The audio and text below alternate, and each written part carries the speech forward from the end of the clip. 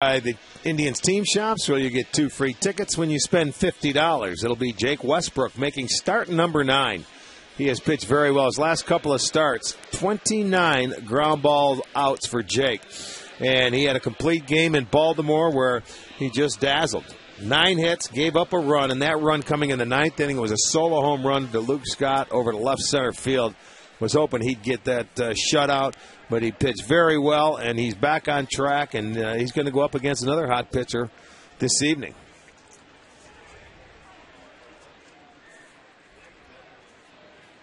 And Orlando Cabrera steps in, ready to get us underway, and ball 1.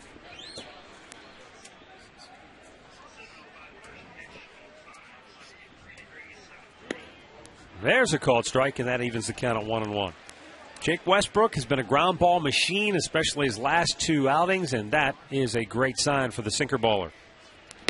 Well, for Jake, even in his last start, had 8 strikeouts, which is a season high. But he had such a good changeup, and that breaking ball was part of that as well. So he got ahead early and got him to swing and miss late. Popped foul on the right side, and into the seats it goes. And in Jake Westbrook's last 2 starts, there have only been 4 fly ball outs to the outfield. 4 in his last 2 starts. And the 2-2. Full count.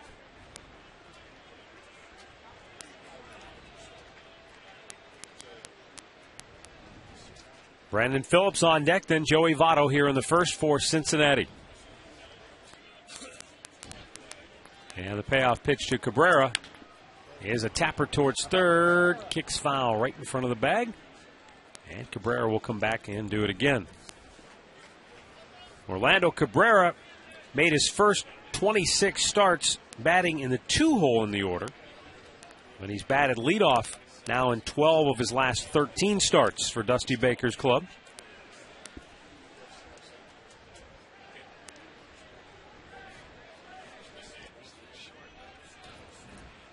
And the payoff pitch is hammered to left. Back goes Kearns. The former Red reaches up and makes the grab for out number 1. We hit that right on the button. Can't hit it much harder, but you know what? Jake wasn't going to walk him. He's going to make him hit his way on. Kearns got turned around a little bit, but he wouldn't turn his back to the infield, and he ends up making a nice catch anyway. That'll bring up Brandon Phillips. Hitting just .258 coming in, but starting to pick it up in his last 20 games. That average up to .308 with 9 multi-hit efforts. You know, it usually seems that Brandon starts off slowly, but when he picks it up come June time, right around interleague time, it seems like he picks up his tempo or his pace. But this is the first time I've seen him hit in the number 2 hole for a while. He's always number 3 or 4, or has been. Well, he's played in every inning this year but 1. He missed the 9th inning of a game against the Cubs on May 7th. Other than that, he's Mr. Durable. A little slow tapper. This can be tough play. And Phillips will have an infield hit. Yeah, don't even throw it. That's exactly right. Well, the sinker's working. Cabrera did it, except it went foul. This time Phillips does it, and it stays fair for a hit. Let's take a look at the Home Depot doing more on defense, Indians' defensive lineup.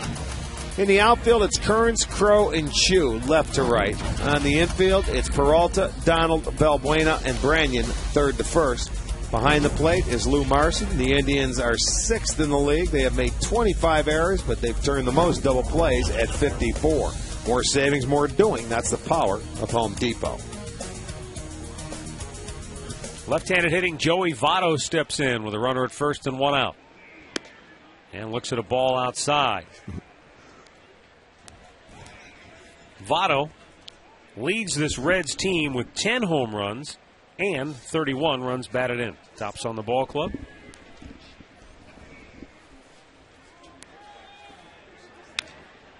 And a foul ball by Votto.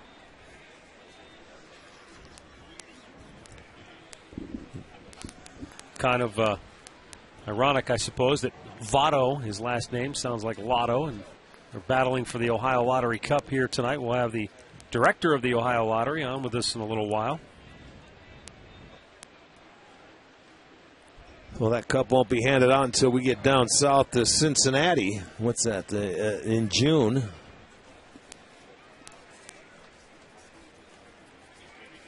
That's if somebody wins it, right?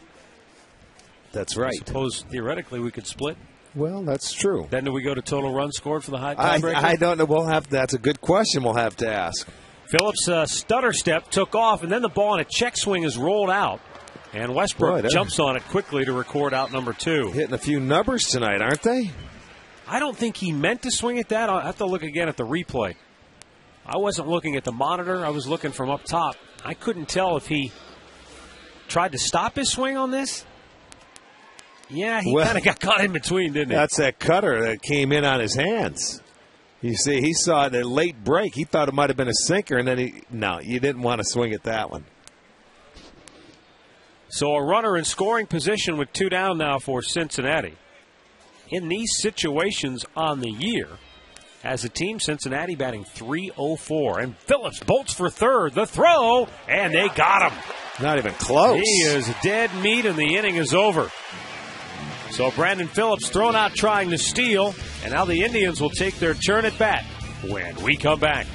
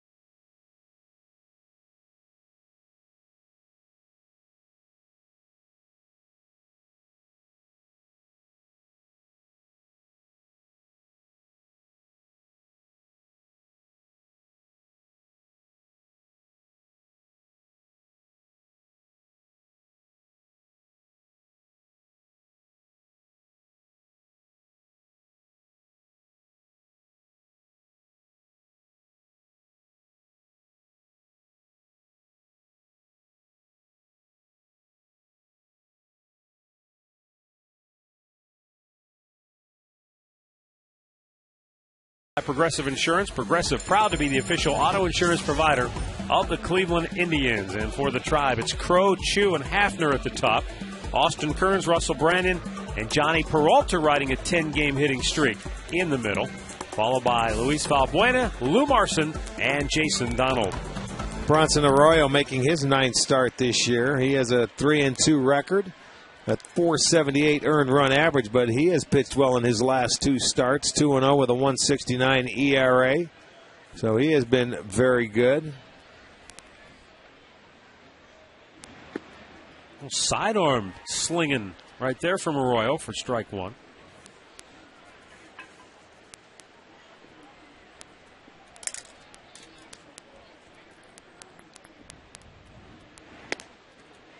There's his two-seamer. He's got that two-seam fastball. He's got the changeup that he uses a lot, and he's got that curveball as well. Not overpowering, but he just tries to keep you off balance. And a weak tapper hit toward Brandon Phillips at second. 1 out. Let's look at the Reds' defense. They are rated 2nd in the National League. It's Nix, Stubbs, and Bruce in the outfield. It's Roland, Cabrera, Phillips, and Votto on the infield. Ryan Hannigan behind the plate, catching Bronson Arroyo. They have only allowed 7 unearned runs all year long. and have only made 20 errors as a team. So they've done very, very well defensively. They had an 11-game streak where they did not make an error.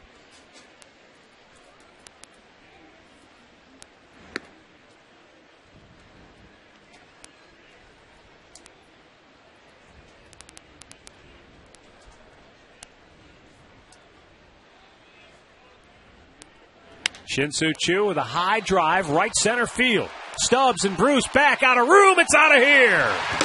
Shin-Soo Choo with his 5th home run of the year, and the Indians bolt to a 1-0 lead.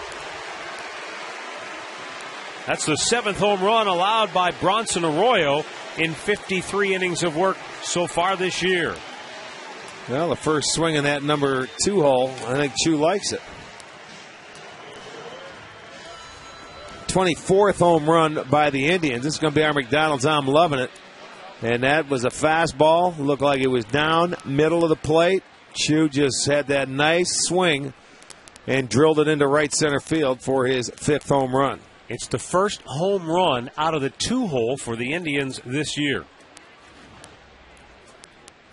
Travis Hafner looks at a ball outside. He's batting in the 3-hole. Hafner did not appear as the 3rd hitter at all last year. But prior to that, he had lots of experience batting 3rd. Arroyo slings it in there for a strike to even the count.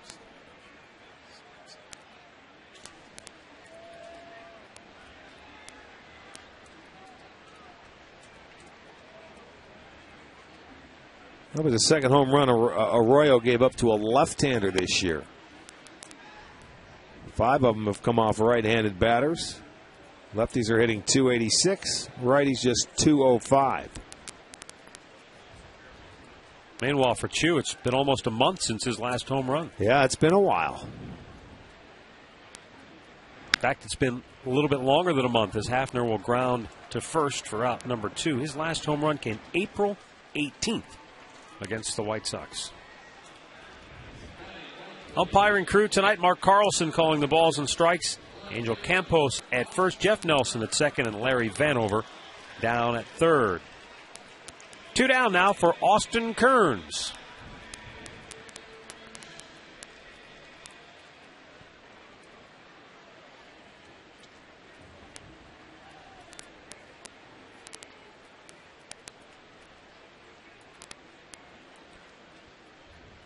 And Arroyo paints the outside corner at the knees for a strike.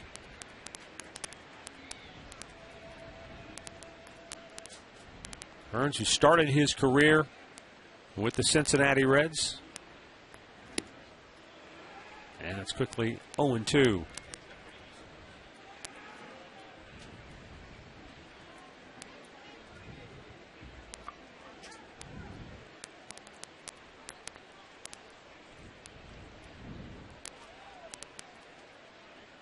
And the 0-2. Little tapper back to the mound. Arroyo with the flip, and that will do it. But Shin-Soo Choo's 5th home run of the year. His first in over a month as the Tribe on top, 1-0.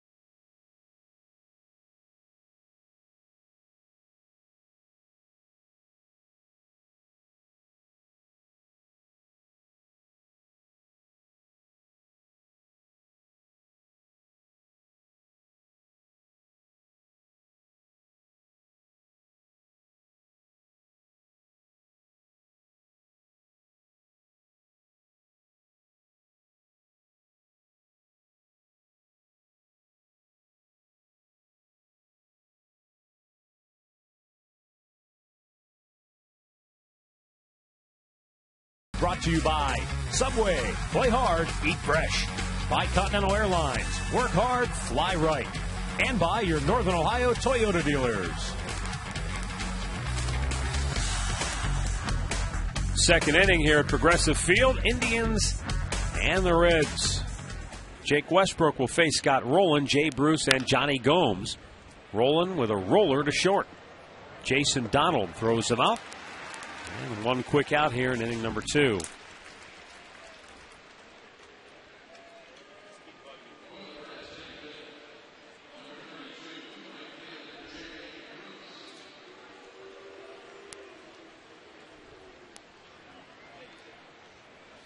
I'll bring up Jay Bruce. Left-handed hitter. And the Indians will shift 3 on the right side for Bruce, playing to really pull the ball on the ground.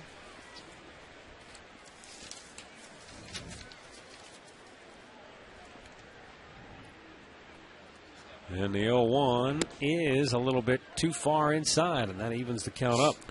This is a Cincinnati team that has been on quite a roll. They have won 16 of their last 23 games.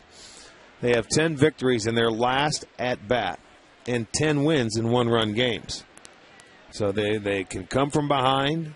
They don't feel, at a loss. Their pitching's been very solid. They've been hitting with runners in scoring position as well. So they're playing very good baseball. Back to center field, and there's Trevor Crowe. 2 down. Tonight's injury report brought to you by the attorneys at Friedman, Damiano & Smith. When you're injured, depend on them. Find Friedman, Damiano & Smith online at fdslaw.com. Well, you know about the injuries to the Indians by now. I think the big news for Cincinnati, obviously Edinson Volquez, a talented pitcher. Tommy John surgery. And there's a chance, they're hopeful anyway, that there's a chance he could still pitch before this season is over, but we know how that goes. Well, he's serving a 50-game suspension for drugs of some kind while he's on the DL, to me. Which is odd. That's very odd. How can you do that? I would think, okay, when you're ready to play, then you serve your suspension. Doesn't seem like much of a suspension if you're suspended when you can't play. That's exactly right. It's not a suspension. He's coming off a surgery. Other than you don't get paid, I'm assuming? Maybe that's that could be it. Yeah, you don't get paid. It doesn't matter. Pocketbook, but it doesn't hurt the ball club. Other than, they're already without his services. Right, exactly right, because of the surgery. Johnny Gomes looks at the ball outside, and it's 2-2.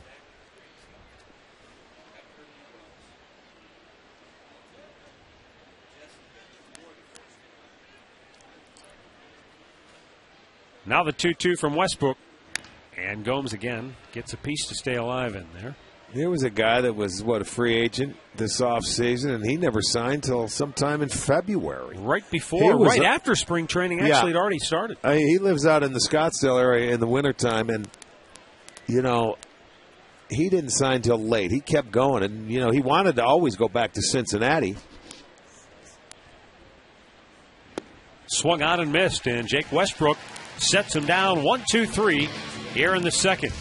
Indians lead it 1-0.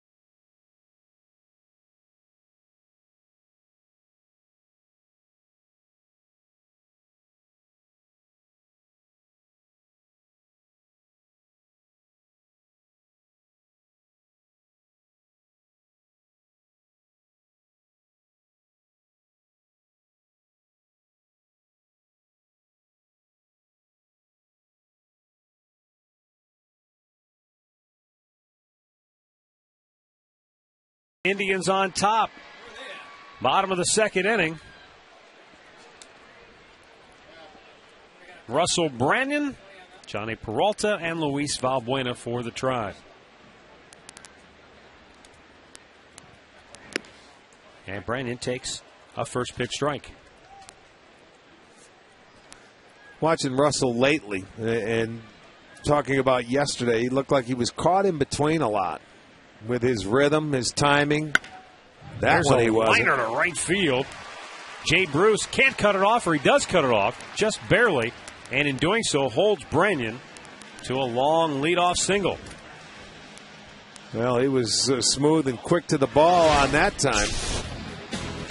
Here's yesterday's great clip of the game, brought to you by Great Clips. Johnny Peralta with a home run for the Indians, one of the few bright spots in yesterday's ball game. Relax, you're at Great Clips. And Johnny Peralta has been a bright spot offensively of late. He's hit in 10 straight games. Got that batting average up near the 250 mark.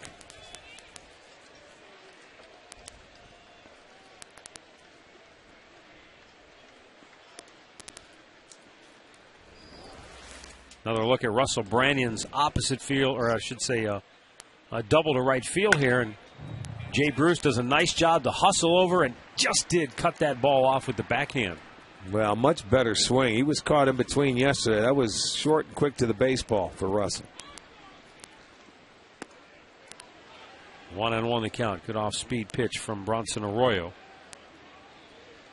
Since April 24th, Johnny Peralta has hit .300 average, raising his overall numbers from $122 up to the current mark of .246. Yeah, it's an annual battle every year, getting through the month of April and then having to start getting hot and play much better.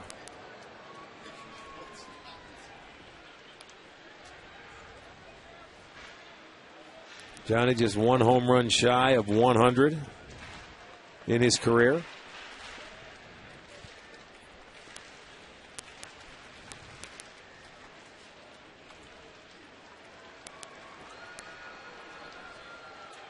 Russell Branyan, leadoff man at first base here in the second inning. And the pitch misses wide to even the count at 2-2.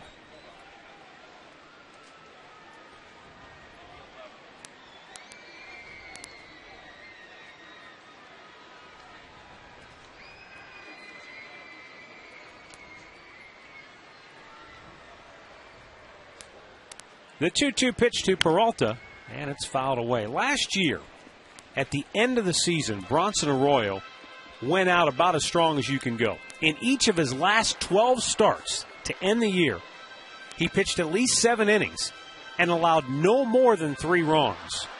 It was the longest such streak by a Reds pitcher in the modern era. Wow, that's consistency, boy. You go out there. 7 innings, 3 runs or less in your last 12 starts. I mean, that's grinding it out when, you know, your arm's probably feeling like it's dragging on the ground.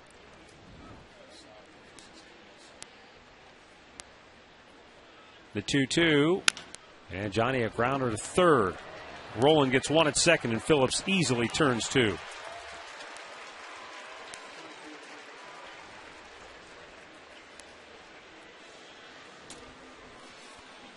Bruce Drennan is taking his show on the road. All bets are off. We'll be live from Columbus on Thursday at the Frog, Bear, and Wild Boar, located in the Arena District across from Nationwide Arena. See Bruce out on the patio from there. Let's see. He'll be there from 3 until 6. And then at 6:30, we've got the Columbus Clippers and the Lehigh Valley Iron Pigs. I'm not making this up. You sure? Live right here on STO, the Frog, Bear, and Wild Boar, and they're playing the Lehigh Valley Iron Pigs. There you go. Might want to bring your hunting license if you're coming.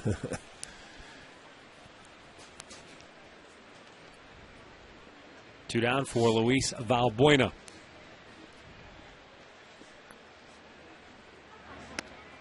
Tell you one more thing about that streak that Arroyo had last year, Rick. Only 3 other pitchers in the last 20 years can boast those same numbers. Let How me about guess. this group? Kurt Schilling, Jim Palmer, Randy Johnson, and Greg Maddux. Wow. That's being on some kind of roll. Now, while Bronson Arroyo's been a good pitcher, you don't think of him in No. the same category as those three No, guys. you certainly do not. I mean, he's steady and he's solid. His last 5 years, he's gone out there and given them over 200 innings in 32 starts every year. Yeah. 220, 200, 210, 240, 204. So he's been solid. I mean, the guy, he's an innings eater. 3-2 pitch. He loses Valbuena. And a 2-out base runner now for Lou Marson. Yeah, you talk about a manager's dream. When you know you can pencil the guy in for 30 to 35 starts. Well, you give me 5 of those guys, and you know what? You take your chances. And Cincinnati, to this point, have only used 5 starting pitchers so far to start this year. Arroyo has made 32 or more starts in 6 consecutive seasons.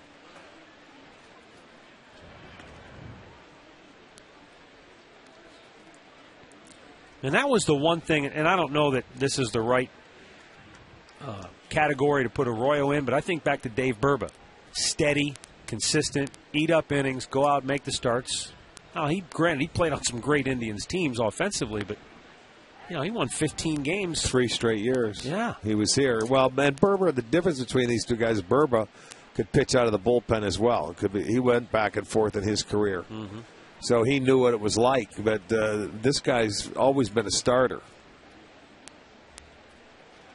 Well, he did pitch out of the bullpen a little bit for Boston, though. Okay, the 1 year. Yeah, in 04 and 05, he pitched. I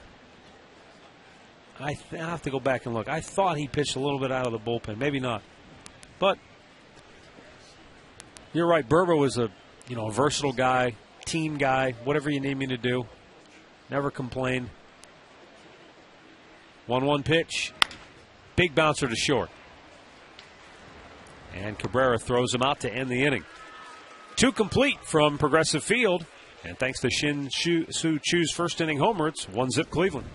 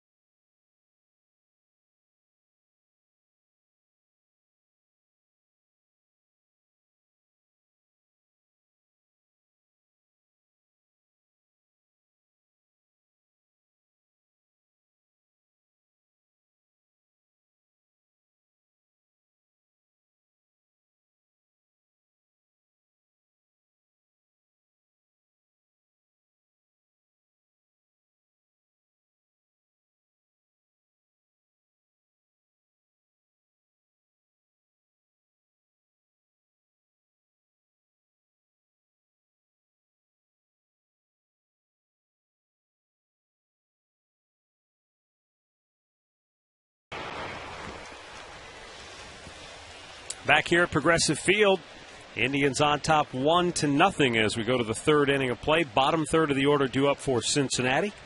Lance Nix, Ryan Hannigan, and Drew Stubbs. Jake Westbrook on the hill for the Tribe. Matt Underwood, Rick Manning with you, and happy to be joined now by Kathy Burke, the director of the Ohio Lottery, and we're playing for the Ohio Lottery Cup. Not only this weekend, but again, we'll be playing down in Cincinnati in June. And great to have you here.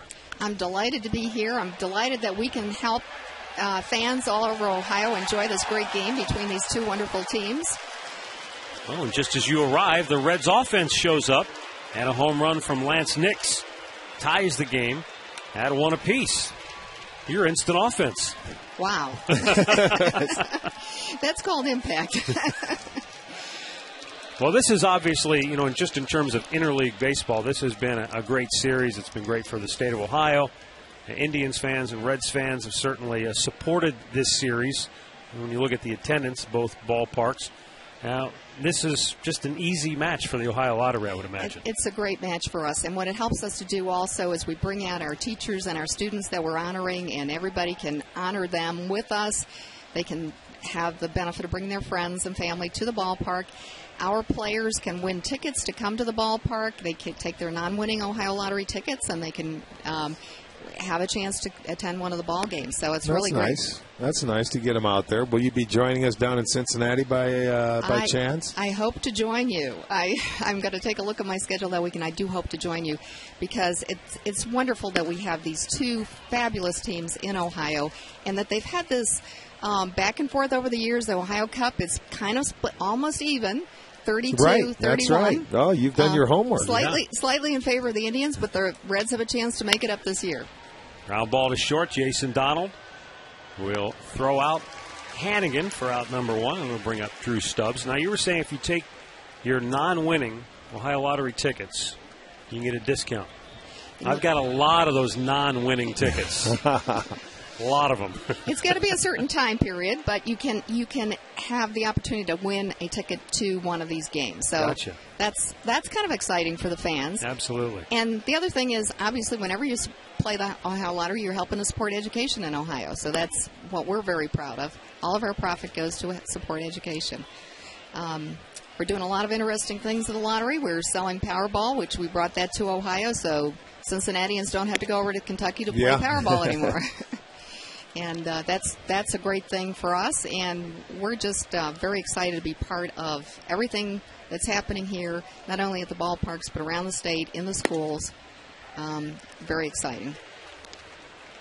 Now, you basically oversee and manage an operation that brings in a couple of $1 billion a year in sales. I have a tough time managing my house. How do you manage a couple of $1 billion a year? We have some great people at the Ohio Lottery, and I have to tell you, when I came, and I've only been there about 9 months now, terrific people on board already who know what they're doing. They've been experts at it. They've been doing it for years. And of that $2.4 billion, about 60 cents out of every dollar goes to the players for prizes. So when you play the Ohio Lottery, you know that you have a good chance. We have winners all over the state. 29 cents goes to the schools. And about 6.1 cents goes to our retailers, the people who sell the lottery tickets all over the state.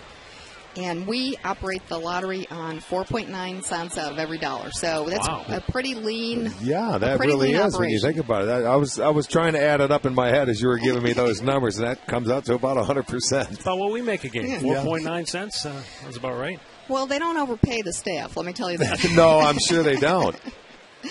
But we're not complaining because it's great to be part of it. And we're just, it's a great deal for the state of Ohio.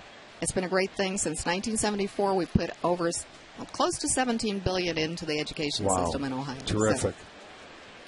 So. Now, what's your favorite game? Are you probably not allowed to play, are you? I am not allowed to play. But we've got some great games. I know that people hear about the big jackpot games. Our instant games are great. We've got an Ohio jackpot game called Classic Lotto. How much can you win on that? You can win up to, if the jackpot keeps rolling, it was up to over $8 million a few weeks ago. I don't know who needs more than $8 million. Well, I know all my friends here are greedy. They want that big old super lotto. They want the most they can possibly win. Swing and a miss, and no throw down to second. So a stolen base for Drew Stubbs, his team leading ninth. I like the way you look at it. Who needs more than 8? I'll take $8 million and move aside and won't do anything else. But most people want a lot more. So look at those Ohio games as well as the bigger, the Powerball and the Mega Millions. Right. So those are great games too. But you can win a lot. Your odds are a little better though with the Ohio games. Your odds are a little better with the Ohio games, and our instant games they are very good games, and the payouts are good. Just wide of the mark. Foul at third. And so Orlando Cabrera will come back and try again. Reds have tied the game here in the third inning. Runner in scoring position with 1 out. And Orlando Cabrera at the plate after he just missed doubling down the line. Not by much. That couldn't have been about an inch or two foul, as Larry Vanover lets you know it. So Westbrook, after 40 pitches so far on the night, and the 1-2, turn nothing doing at second base.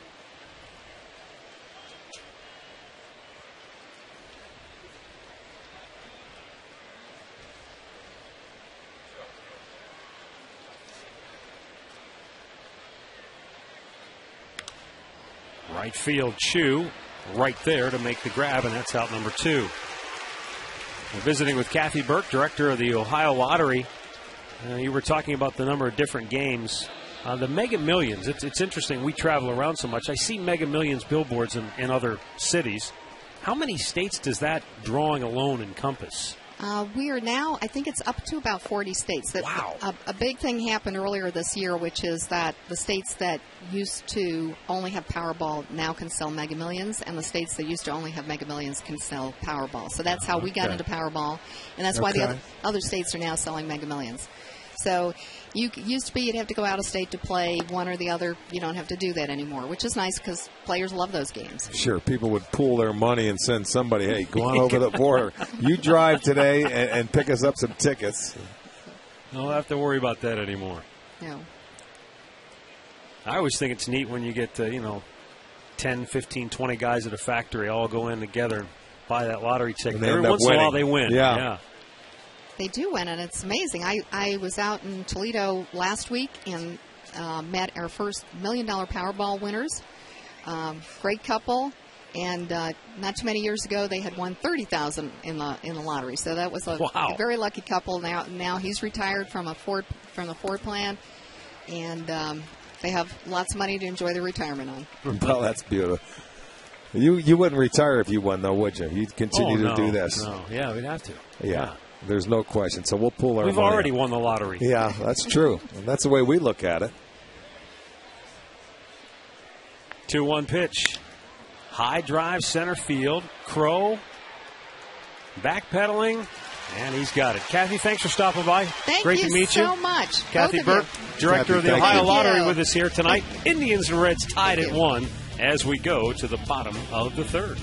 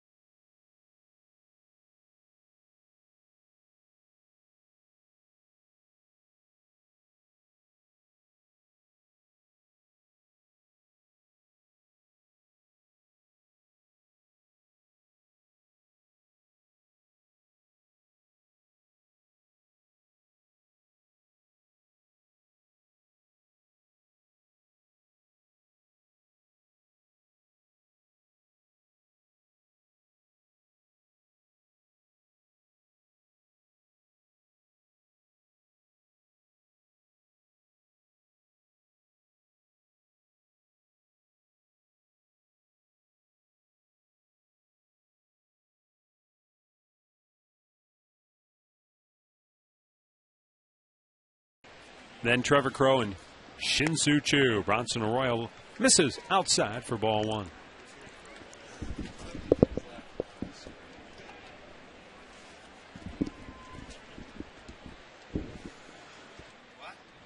The 1-0.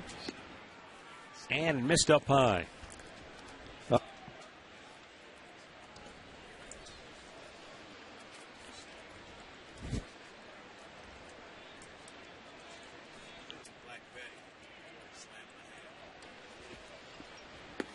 And he painted the outside corner at the knees. Perfect pitch right there.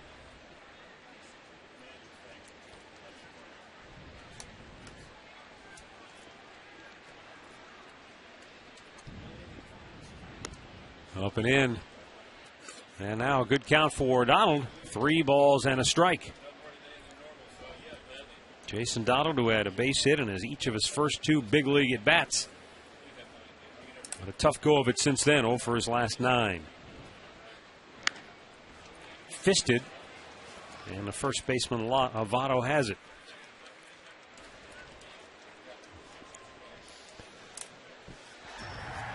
Time now for our Subway fresh face of the game, Bo Greenwell. 3 for 5. A couple of runs scored. He's 4th in average in the Midwest League. Tied for 3rd in runs batted in. And leads the league in runs scored. Bo Greenwell. That's our Subway fresh face of the game. Subway, play hard, eat fresh.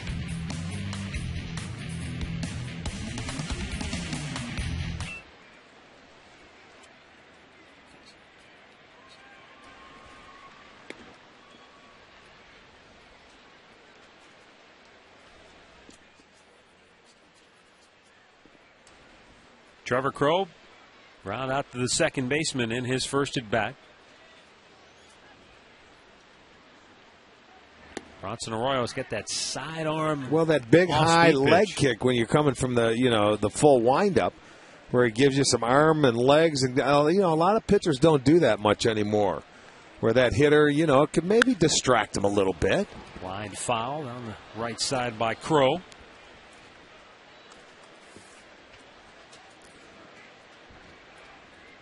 Usually the first time through the lineup, hitters hitting 191 off Arroyo.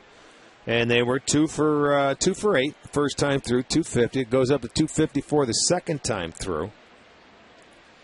So we'll see and check and see if they can make an adjustment. Straight up. And on the infield, Scott Rowland, the third baseman, calling for it, and he makes the catch. 2 down. Well, the battle for the Ohio Lottery Cup continues tomorrow when the Reds will play the middle game of that series. You can celebrate the state with an autograph session featuring Olympic women's hockey silver medalist and Ohio native Kelly Stack and Brianna McLaughlin. Plus, all fans will be treated to a newly added post-game fireworks show tomorrow night. 216-420-HITS or visit Indians.com for your tickets.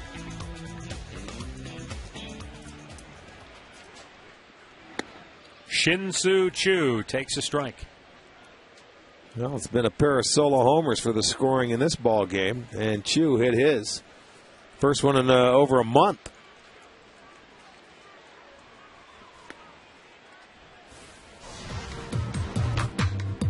Got a fastball down there, looked like, and gave it a ride.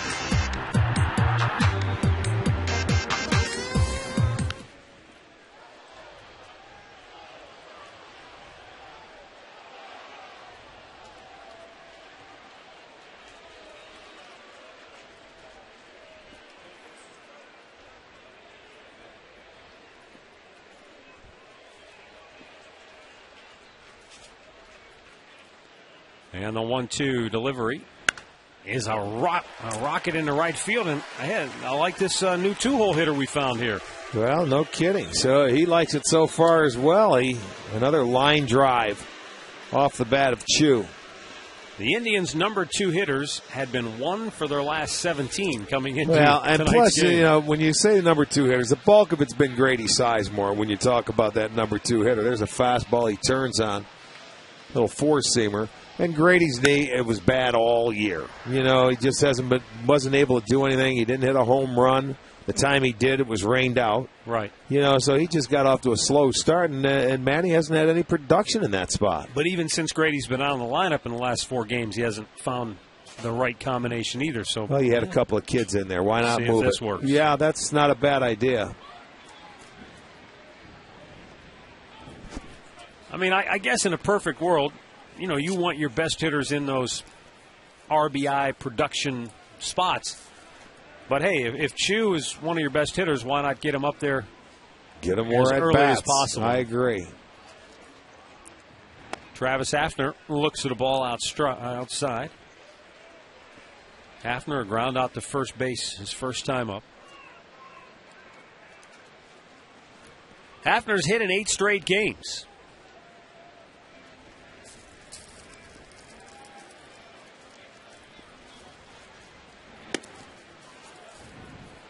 And Arroyo has fallen behind 2-0.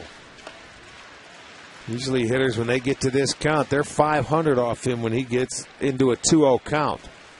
So now you can pretty much, you know, shrink that zone a little bit, look for a pitch, and make him locate it. And you're hoping that he tries it in your zone.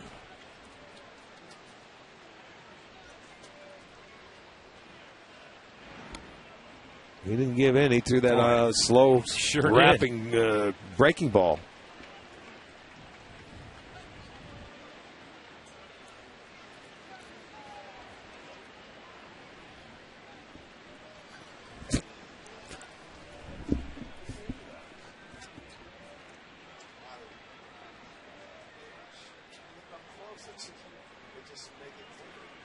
.30 pitch. Hafner hits it high in the air to center. Drew Stubbs is there. And the inning is over. 3 complete from Progressive Field.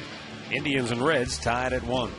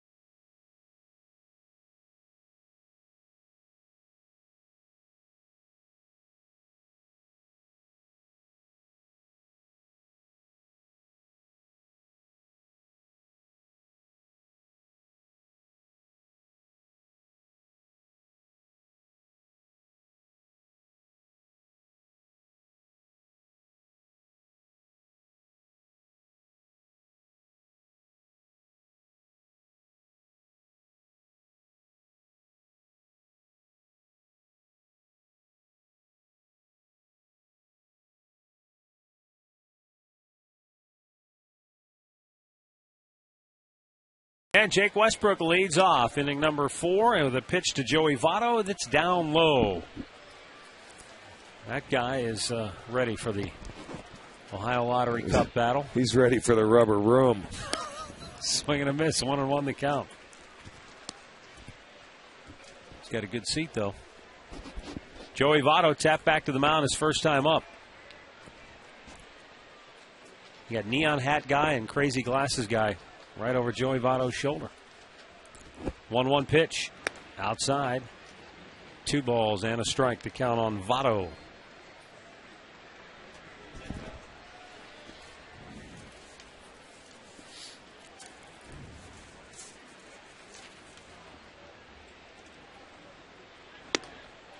Threw it by him.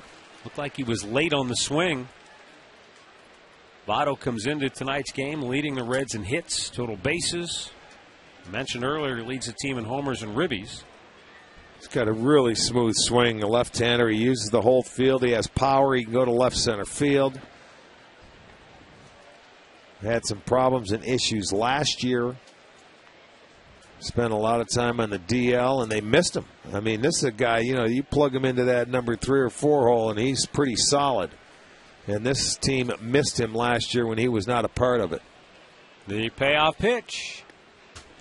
And it's low. So Jake Westbrook walks the leadoff man for Cincinnati here in the 4th. Time now for the AT&T trivia question. AT&T Rethink Possible, who has the most 30-plus home run seasons in Reds history. Is it George Foster? I don't know.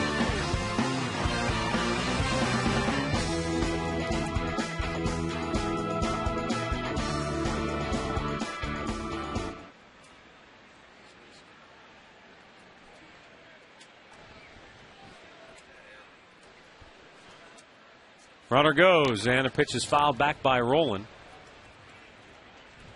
They're starting off. They're trying to get that running game going. They're not sitting back waiting. Westbrook now, with that stolen base given up in the 3rd inning, runners are 5 for 6 off him. Or excuse me, they caught Phillips in the 1st, so make that 5 for 7.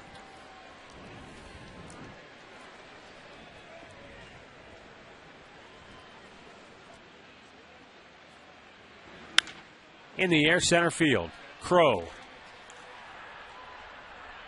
will make the catch for out number 1.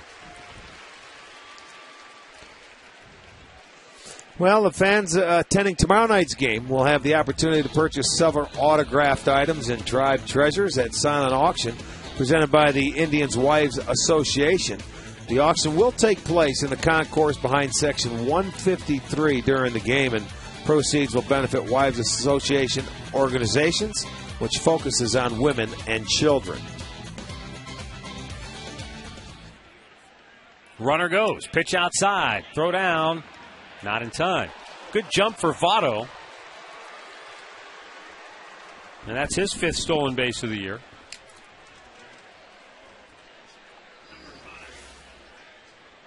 He really had a good jump. Perfect jump. Good throw by Marson. But give a tip of the cap to Votto for getting the good first step off Westbrook. And now the 1-0 to Jay Bruce is a called strike. Bruce flied to center his first time up. Jay Bruce has hit in 5 of his last 7 games, 11 of his last 14.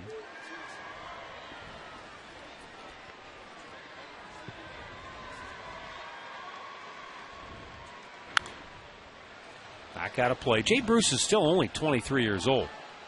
Right, another young player. And he's already homered twice in a game 6 times.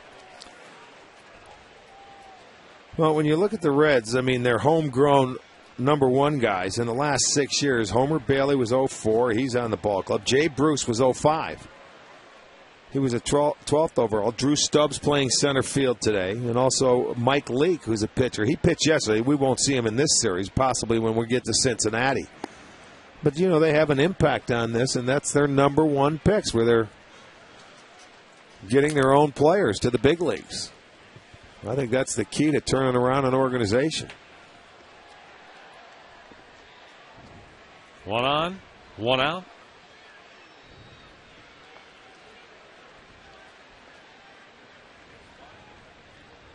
And the 2-2. Swung on and missed. Really good changeup from Westbrook. His second strikeout, 2 down.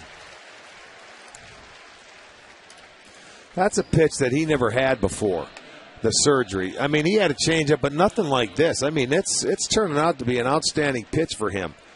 I don't know. He said he was holding it maybe a little bit differently. He saw how Santana held his. More off the fingertips instead of deeper in the grip, and it really had some good downward action. It's been a very good pitch for Jake. Oh, do we have some raindrops? I don't know, but the sun's starting to come out. It's as bright as we've seen today. These folks look like they're ready to go over the falls in a barrel.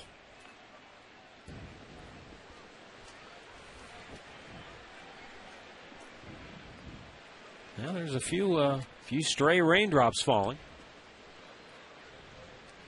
1-0 pitch. 2 balls, no strikes. Johnny Gomes. A season high 7-game hitting streak coming in.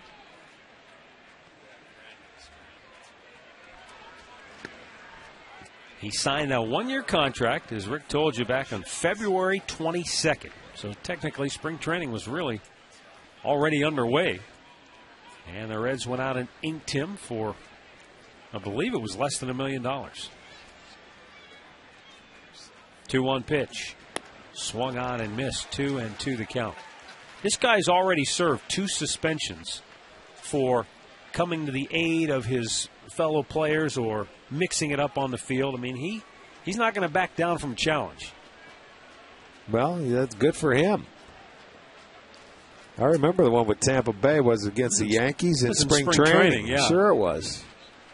You knock one of our guys down, we're going to knock one of your guys down. 2-2 pitch. Down low, full count.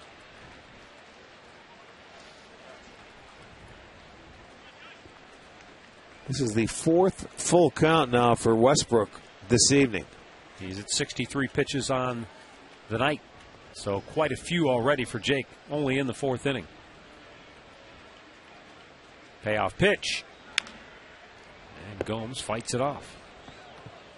Here's a guy, Gomes, though. He doesn't get cheated. He doesn't leave it in the bag. He goes out there. He's a all or nothing, but he's hitting 300, yeah, which is the amazing thing. Because he gets up there and he swings hard every time.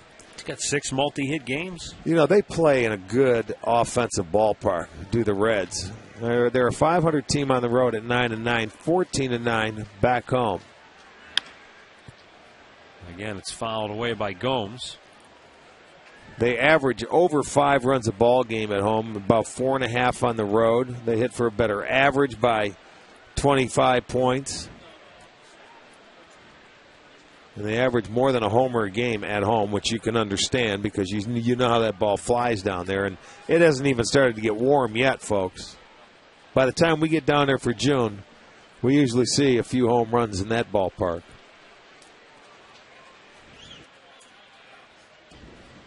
Go ahead, run at second base here in the 4th inning. And the payoff pitch. High drive, deep left field, and Kearns is going to wave goodbye. Way up into the bleachers for Johnny Gomes, his 6th home run of the year. RBIs number 26 and 27. And the Cincinnati Reds jump out to a 3-1 lead. Well, like I said, all or nothing, and he got it all right there. That is the 47th home run, 48th home run by Cincinnati, and a 2-run shot, and that's how they've scored today. Watch him bring his hands in here, and a missed location. A high flat sinker by Westbrook. Gomes brought the hands in, and there's no doubt there. That's about over halfway up the bleachers. Lance Nix homered his first time up, takes a strike.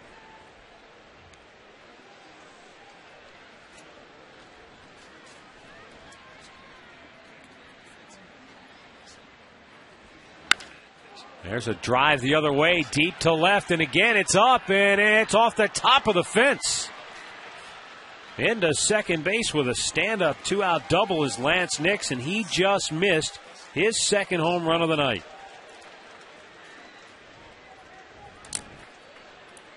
So the Reds taking some big swings off Jake Westbrook here in the 4th inning. He just missed his 2nd home run, going the opposite way. Played nicely by Kearns to get it in, but that's 4 hits now, 3 of them extra bases, the 2 home runs and that double right there.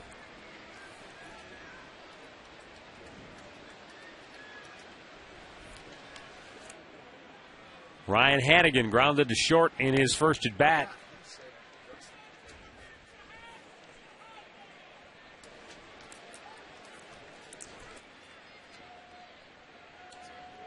Hannigan with 16 ribbies, as you see there, already a new career high.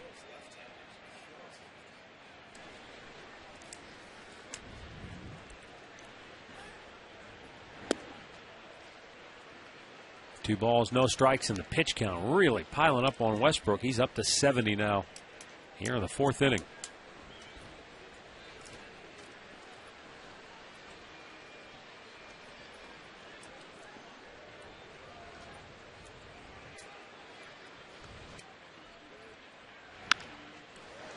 I'm going to send along birthday wishes tonight. Agatha Kenzel of Euclid turning 94 today. Agatha, happy birthday to you. Bob Goldsmith of Conneaut also turning 92. Marilyn Rolko of Westlake is 68. Happy birthday to you all. Here it's a 2-1 count to Ryan Hannigan with a runner at second and 2 down. And a base hit in the left field. Coming around third, Lance Nix waved home. Kern's throw to the plate, not in time. It's a 3-run 4th inning for Cincinnati, and they now lead it 4-1. Ryan Hannigan with his 17th run batted in on the year. And 3 straight 2-out hits for the Reds off Jake Westbrook here in the 4th. Upstairs in the strike zone. That's the breaking ball.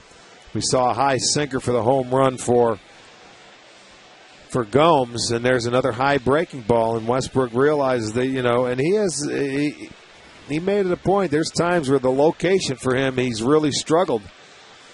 He's a guy that has to stay down in the zone. He knows that. He's been doing that the last couple games, but tonight he is upstairs and suffering. Yesterday we got a chance to see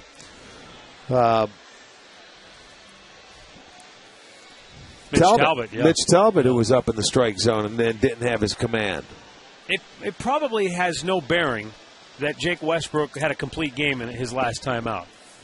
But I think it's at least worth mentioning if possibly there's a correlation that, he went the distance last time out. If maybe that has an effect on your next outing when you're still coming back. It shouldn't have, because he says he's strong and he's healthy. Now remember, I wasn't really checking to see the velocity he's throwing at tonight. He was at 91 in his last start, where a few starts before that he was up to about 94.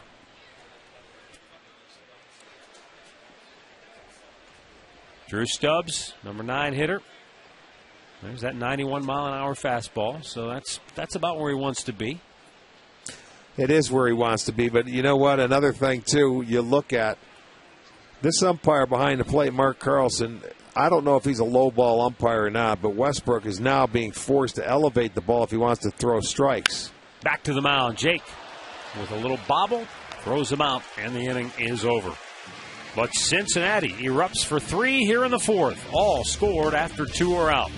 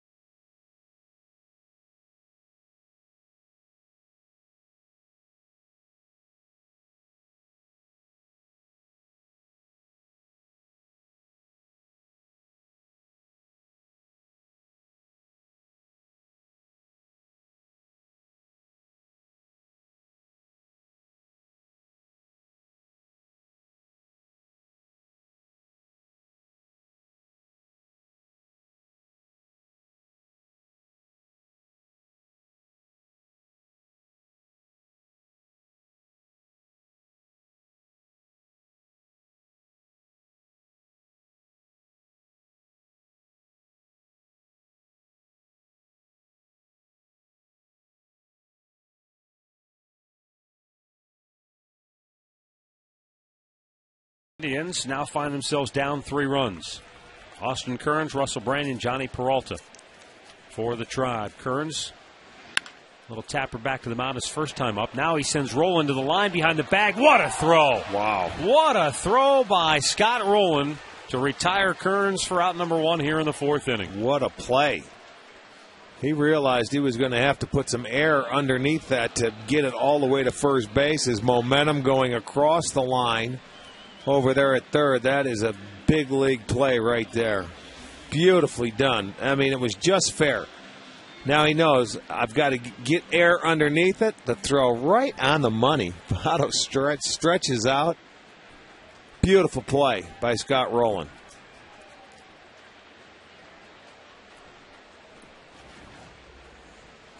And that's a big man. That's not a little guy right there. And he's an excellent. He's a Gold Glover many times over. He is. It was one of those trades that when they made it, you kind of, at least I kind of scratched my head like, oh, I wonder why the Reds trading for Scott Rowland. I mean, he's not a young guy. He's in the twilight of his career, 35 years old, played a long time, as Rick mentioned. Started out with the Phillies, been with the Cardinals, a couple of years in Toronto. But, man, he came over, and what he's done is he's given him that veteran presence. Yes, and he certainly has. I think we talk about leadership, and sometimes that may be overblown, but he leads by example. He gives him that, like I said, that presence. A guy who's been around, done a lot of things in his career. Walt Jocketty knows him and has had him before when he was around in St. Louis. And this guy, he's a leader, without a doubt. Terrific player. He had shoulder issues and problems before. Had some issues with Tony La Russa as well. But he went into Toronto and played well over there. They liked him over on that ball club. And I think that's why Walt Jocketty wanted him over in Cincinnati. Felt that they needed some of that presence in that clubhouse. And the 2-2 pitch to Branyan. Weakly hit to first. Easy play for Votto. He'll flip it over to Arroyo, and that's out number 2. On this date in 2006, Grady Sizemore against the Pittsburgh Pirates, a walk-off game-winning hit. That's our legendary performance, brought to you by Cabot Wood Stains.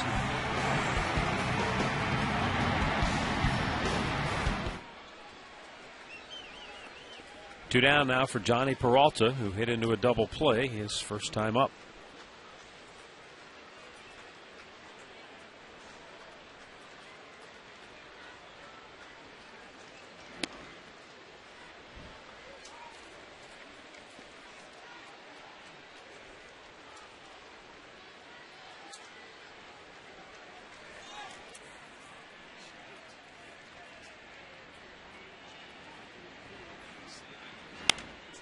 Popped him up.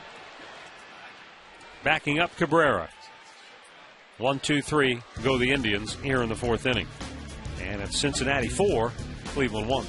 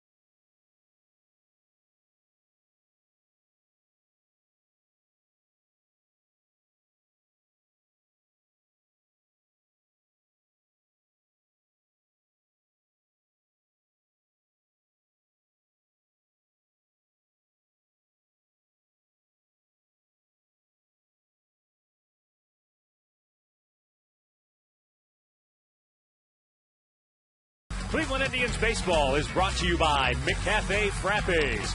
Caramel or mocha blended with a hint of coffee and ice. McDonald's, I'm loving it. By KeyBank. Stop in and start a conversation and unlock your possibilities.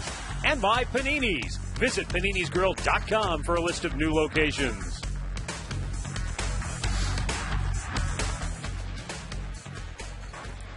For 4-1, Reds on top. Jake Westbrook misses for ball 1 to the leadoff man, Orlando Cabrera. He's 0 for 2. He has flied to left and flied to right tonight. This is right center field, and that's plugged. Cabrera going for a double. And he'll be in easily with a leadoff 2-bagger.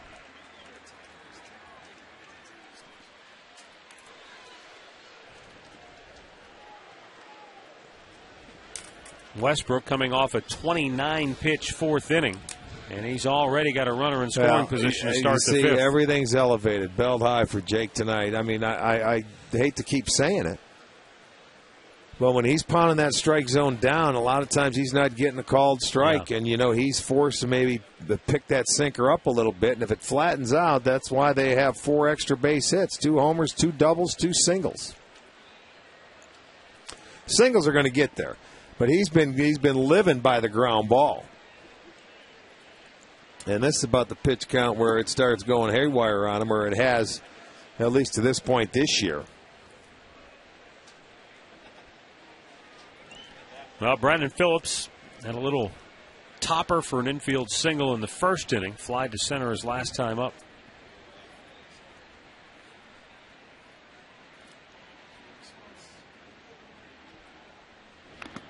He tried to bunt, and he didn't put that one in play.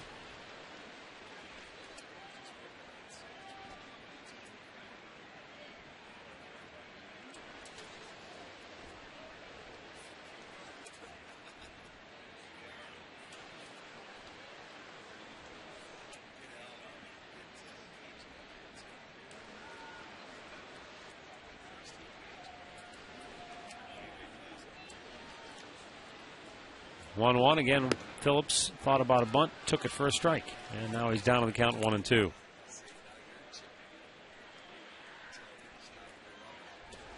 I think that might tell you a little something about Brandon Phillips and where his confidence is at right now, swinging the bat, that he'd even be trying to bunt right here. Thinking about a bunt, you're right. I mean, you're absolutely right. You have a 3-run lead. You're in the middle part of the game. Go ahead and try and get him out, get it over the right side, and drive him in. Instead, he rolls it to short, and that's out number 1.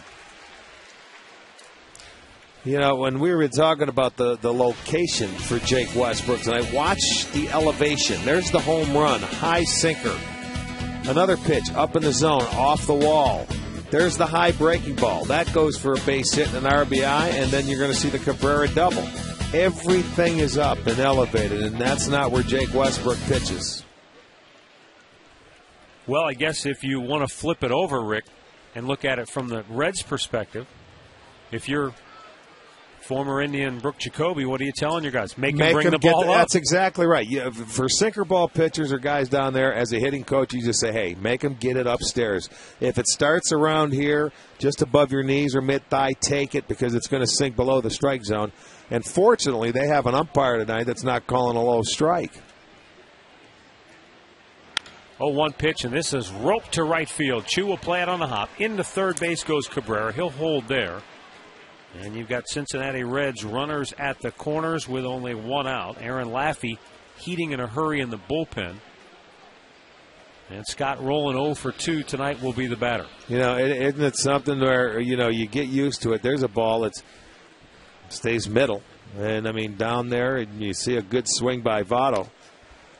You get used to it because the guys that have been pitching yesterday, Mitch Talbot, and today Jake Westbrook, they go out there and they keep you in ball games. But now it's getting a little out of control. Yesterday's game got out of hand early, and today's is getting there into the middle part of the game, and that's something that you count on. And when you don't get it and you're not scoring many runs, it's tough. Tough combination.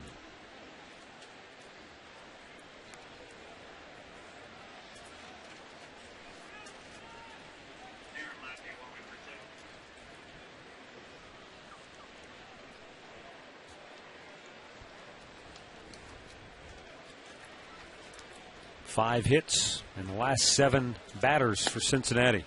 Zeroing in on Jake here as he fires a strike to Rolen to even that count at 1-1.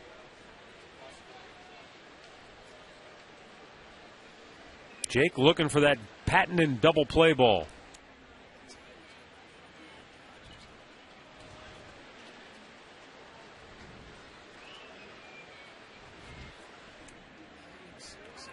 Votto stole a base in the 4th inning, so he could take off here again. And he tried to steal with Rolen at the plate in the 4th inning.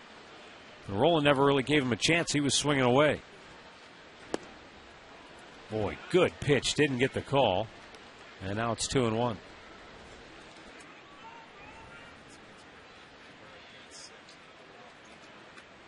Reds on top 4-1. We're in the 5th inning. Westbrook teetering right now on the brink.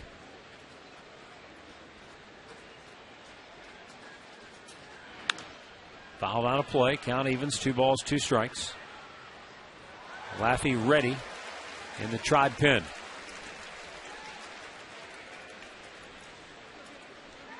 Jake knows he's running out of time here. No, he needs his one of his routine ground ball double plays is what he could use.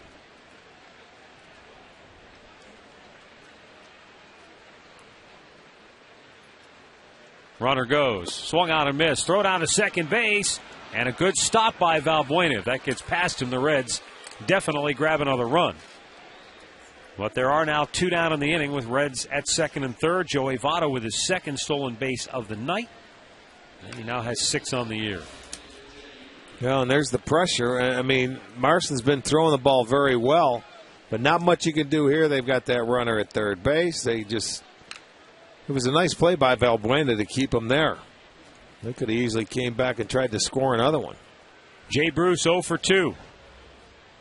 3 on the right side of the infield for Cleveland. And the pitch pushes him off the plate. You see the defensive alignment for the Tribe. Peralta has to stay somewhat close to the bag at 3rd with that runner over there. Otherwise, he'd be pushed over more towards shortstop.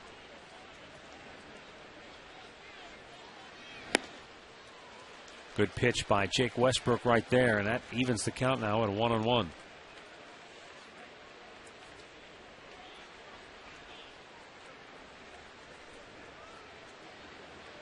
Could be a turning point in the game right here. 1-1 pitch.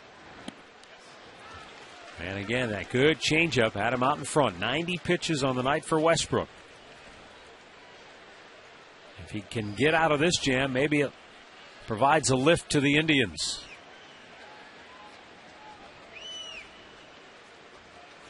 Cincinnati, meanwhile, looking for a decisive blow right here. And the 1-2 pitch. Sailed wide on him.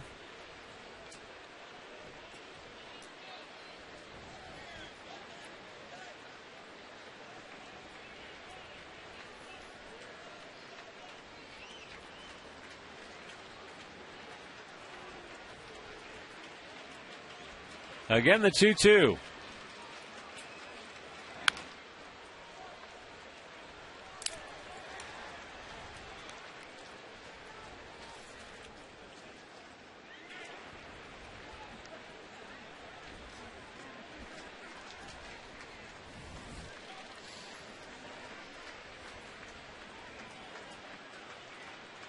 Two on, 2 out. 2 balls, 2 strikes.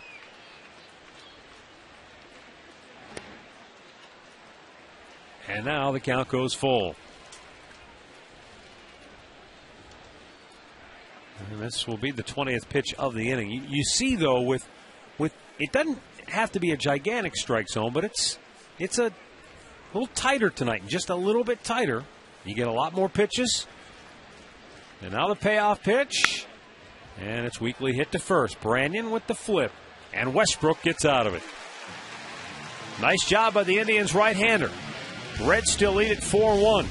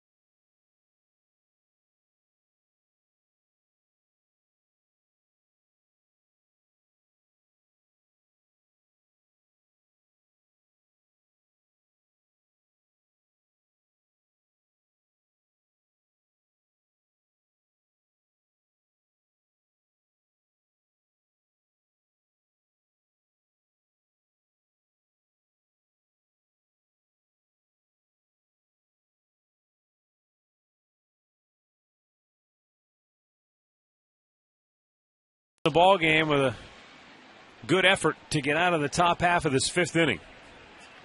Leadoff double, 1-out single at Reds at 2nd and 3rd, but Westbrook got a strikeout and a ground out to get out of it. Now let's see if the Indians offense can respond. 4 straight have been retired by Bronson Arroyo. He's only allowed 3 hits so far. One of them a solo homer to Shin-Soo Choo in the 1st inning. Luis Valbuena walked in his first trip to the plate. 1-1 the count. Lou Marson to follow, then Jason Donald here in the 5th.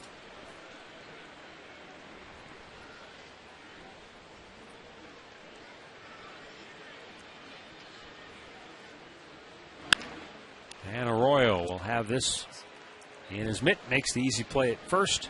And we've got 1 quick out. Let's have a look at our 5-star league leaders, brought to you by the GMC Sierra. Never send a truck to do a Sierra's job.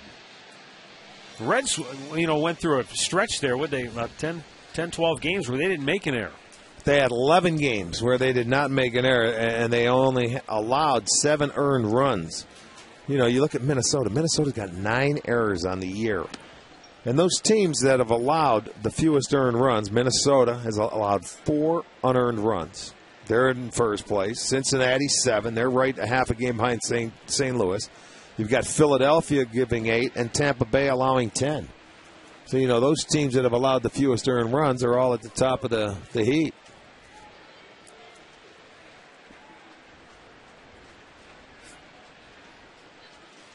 th pitch of the night for Arroyo. And it's 3-0 to Lou Marson.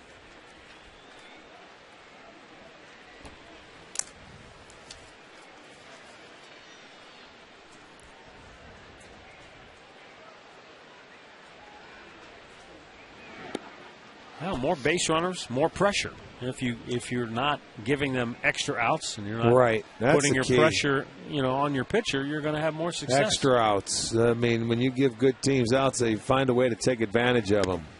Good pitch. He's come back to run the count full after falling behind 3-0.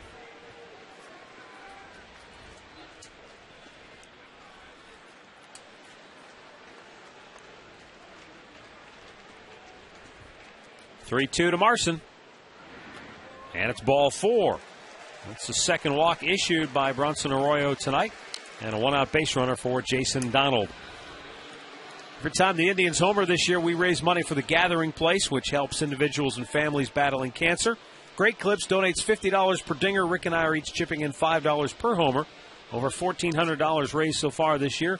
Log on to touchedbycancer.org to make a donation or to simply learn more about the Gathering Place. Here's Jason Donald. He popped up to first in his first at bat, and he, like Marson, had himself in a good hitter's count. And I don't know if he was overly aggressive or if he just got fooled by the pitch, but he got jammed on a 3-1. Well, he's probably looking fastball and, just figured he's going to go ahead and swing and, not recognize it, that wasn't his spot. He was looking fastball but wasn't looking in and jammed himself.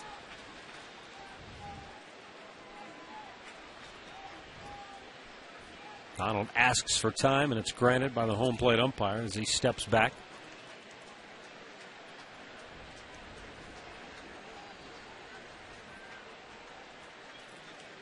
I want to finish up our birthdays. We've got Dale Bradley of Menor turning 58 today, and Ed Zagantz of Westerville, 61. Happy birthday, Dale and Ed. And want to send out a special hello to Don Dukovic, who is in University Hospital. So, Don, we hope you're doing fine. 4-1 Reds lead it. Indians batting bottom of the 5th. Runner goes. Topper to 3rd. Rollins' only play is at first. And that's out number 2 with Marson in the scoring position. And we'll turn it over now to the top of the order. And Trevor Crow, who is 0 for 2 tonight. When you talk about a hitter jamming himself, now, is that a case where a guy's looking for a ball in a certain spot in the strike zone, and he puts the same swing on it regardless of where the ball ends up? Yeah, it could be. I mean, if you're looking away for a fastball and you get one in, you better not swing. I mean, it depends on what you're doing. If you're looking for a fastball anywhere, it's one thing. But when you get to 3-1, you can be a little more, forgiving. You're going to tighten up your strike zone a little bit and look in one location.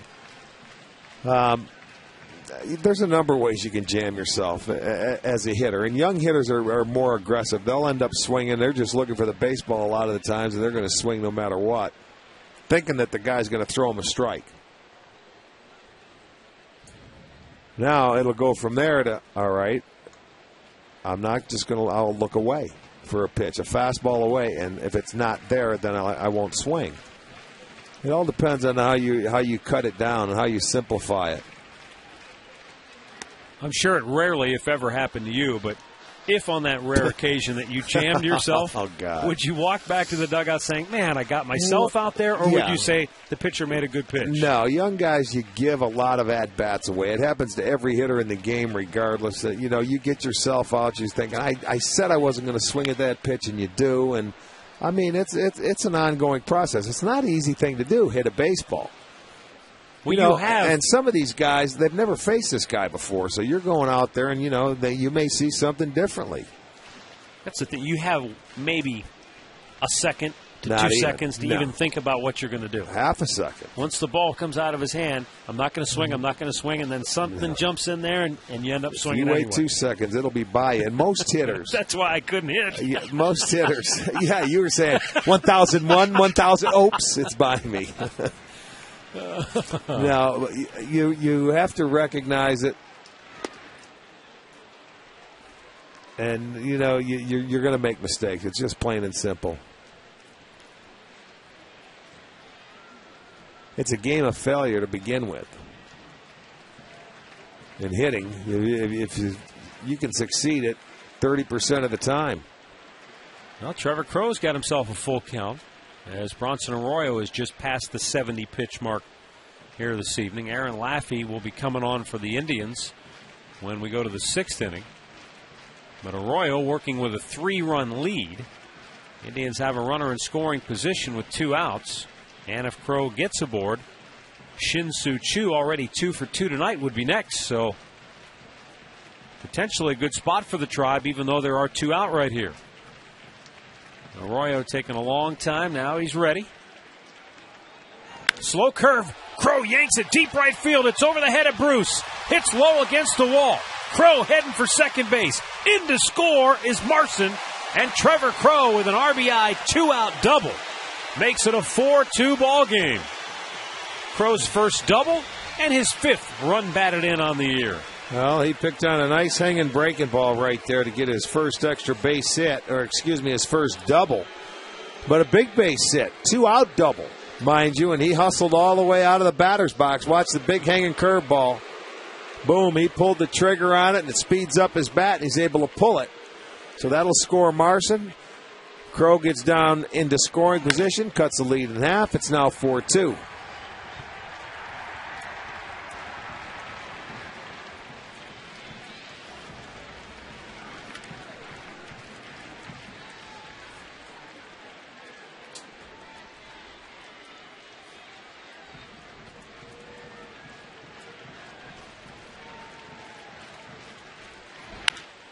And now Chu drives the ball deep right field. Bruce running out of room, and it's gone! Shin-Soo Choo with a 2-out, 2-run homer ties the game at 4. His second home run of the night. And Chu has driven in 3 of the 4 runs for the Tribe. And that 2 spot in the order suits him just fine. Well, I'll tell you one thing. This is the one guy you don't want to beat you, Chu, but he's 3 for 3 tonight. And he's got 2 home runs, and he hits just like he knows what's coming. Gets that sidearm breaking ball right into the wheelhouse of Chu. That ball got out of here in a hurry. A line drive. That guy had his glove. He caught it, didn't even know he had it. It bounced up off the cement out there into his glove, and we got a brand new ball game. The Indians come back with their own 3 spot on the board here in the 5th.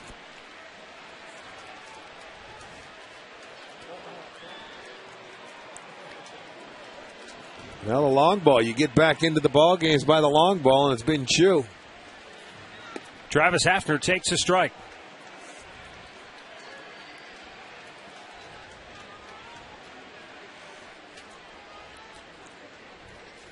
Now, that's the interesting thing. I just got handed this note about Chu. That's his third career 2-homer game.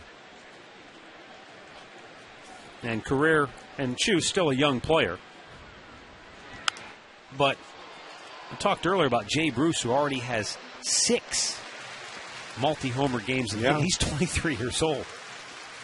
That gives you a little perspective on how good Bruce is, and obviously we know how good Shin-Soo Choo is. And right now in that 2-hole, he's been instant offense for the Indians tonight.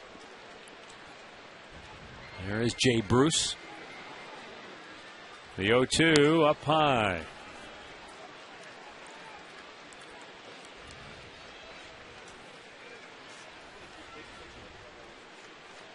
Pronk is grounded to first, and he has flied to center.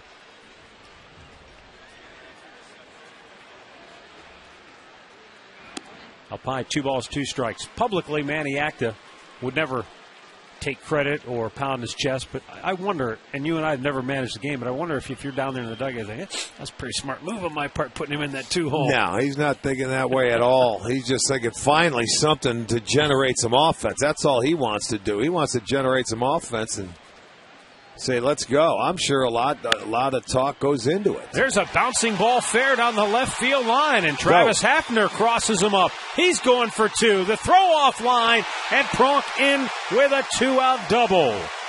3 straight extra base hits for the Indians off Bronson Arroyo after 2 men were out here in the 5th inning. The Indians coming up with some of their own 2-out magic, and Pronk just goes the other way. I think this might have been a fastball away. They wanted inside. He missed his location by well over a foot. Once he gets it by rolling, I was glad to see he was aggressive and go for that double, because as a left-handed left fielder, you've got to spin and throw, turn the other way. You know what I'm saying? You can't backhand it and go. And it's tough to make an accurate throw when you're turning a 360. So that was worth the gamble. He gets into second base for Hafner, his 7th double. Well, and to me, it looks like, as I saw Laffey out there getting loose, if they could get another run here, Westbrook went his 5 innings. I wonder if they'll just take him out. Oh, I got to believe he's done the way Laffey was warming. Right. Meanwhile, this is pitch number 80 all of a sudden for Bronson Arroyo, who was cruising along before running into trouble with 2 outs here. And now Austin Kearns 0 for 2. Chops it foul. Well, I told you his batting average goes up as you go through the lineup. The second time, it's usually 254. Well, they were 1 for 8 the second time. They were better the first time through, but they're 3 for 3 going through it that third time through. And normally it's a 286 average. So they have made the adjustment tonight. Austin Kearns was robbed of a hit his last time up on a terrific play by Scott Rowland at third. 1 ball, 1 strike.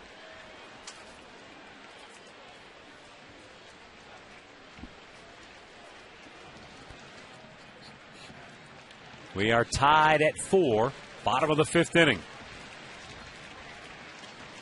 And the 1-1 pitch is in the dirt, nicely stopped by Hannigan. He gets a new baseball.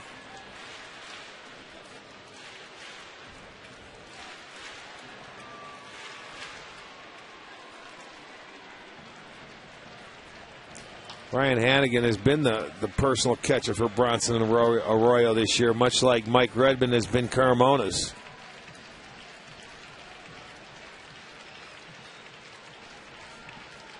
The 2-1. Boy, Austin was trying to put the tribe on top. Man. He got a changeup, but he let it fly. He didn't get caught in between. That's what you like to see. Yeah, when you get the count in your favor, this is the kind of swing you want to see. You take a chance at hitting that ball and hitting it hard somewhere with authority. And that was a swing for it. You know what? You swing and miss, so what? It's now 2-2. You get another pitch. One more pitch to live by. Now you'll cut it down a little bit and not try and go deep. Just put the ball in play and drive in that run from second. And it's fouled back out of play. So good at bat for Kearns here as he fights a few off from Bronson Arroyo, whose next pitch will be number 85 on the night. And there you see Kearns he's been productive, period. It doesn't matter what stat we put up there. He's been good at driving in runs. Yes, he has.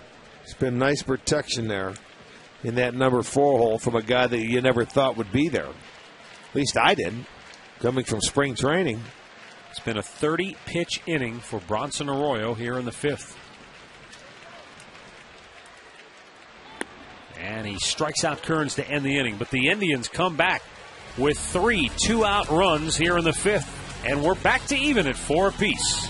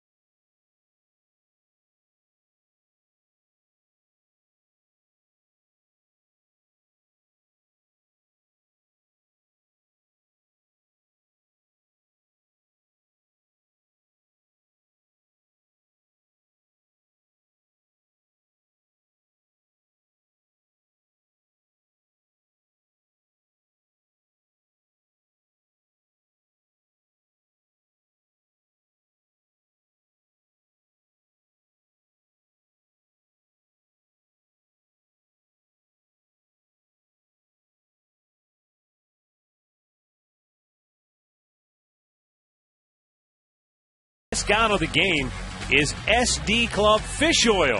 1,000 milligrams, 300 count for $9.99 at any Northeast Ohio Mark's location.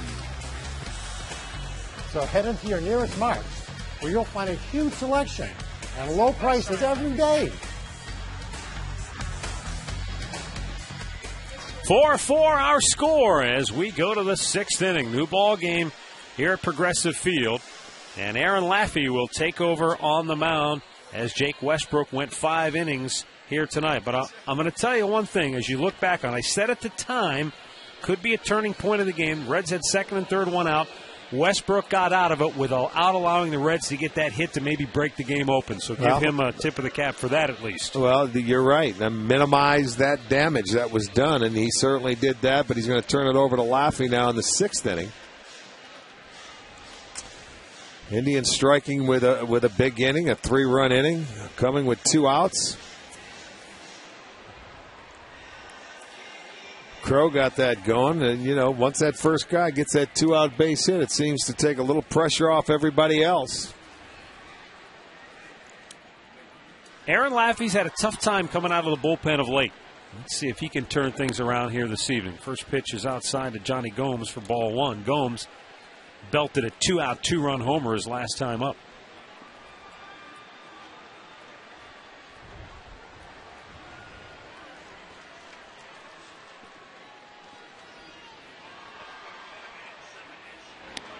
Pitch is outside 1-1. Rick Grant Greiser checking in with us tonight on Facebook from Toledo, Ohio, says raining like cats and dogs in Toledo, so hopefully that rain stays away. Well, make sure you don't step in those poodles. Oh, man, was that bad. Ooh, wow. Well. Dusty Baker's club, he's got the toothpick working. As always. He jumped out to the early lead. They were up 4-1. But the Indians have come back to tie it.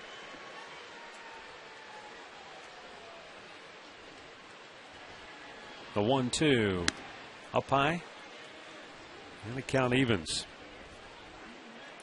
One thing about the Reds, especially as we get toward the later innings, they've been involved in more one-run games than any team in baseball. 17 already this year. Yes, indeed. They're familiar with that. That's a lot. I mean, they played 41 games.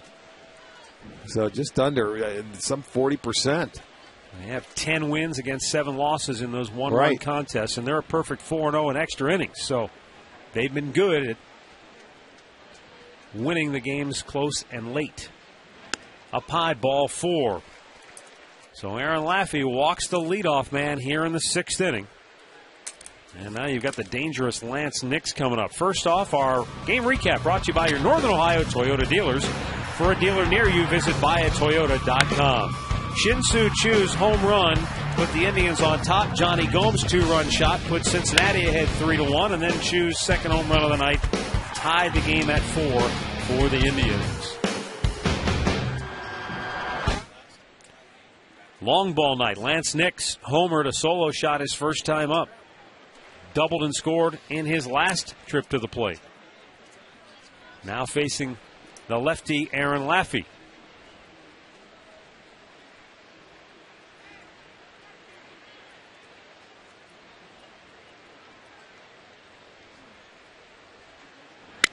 Broken bat. Line drive right field, up into the fence it goes. Coming around to third as Gomes going to be waved home. Balbuena's relay to the plate, not in time. And the Reds come right back and take the lead.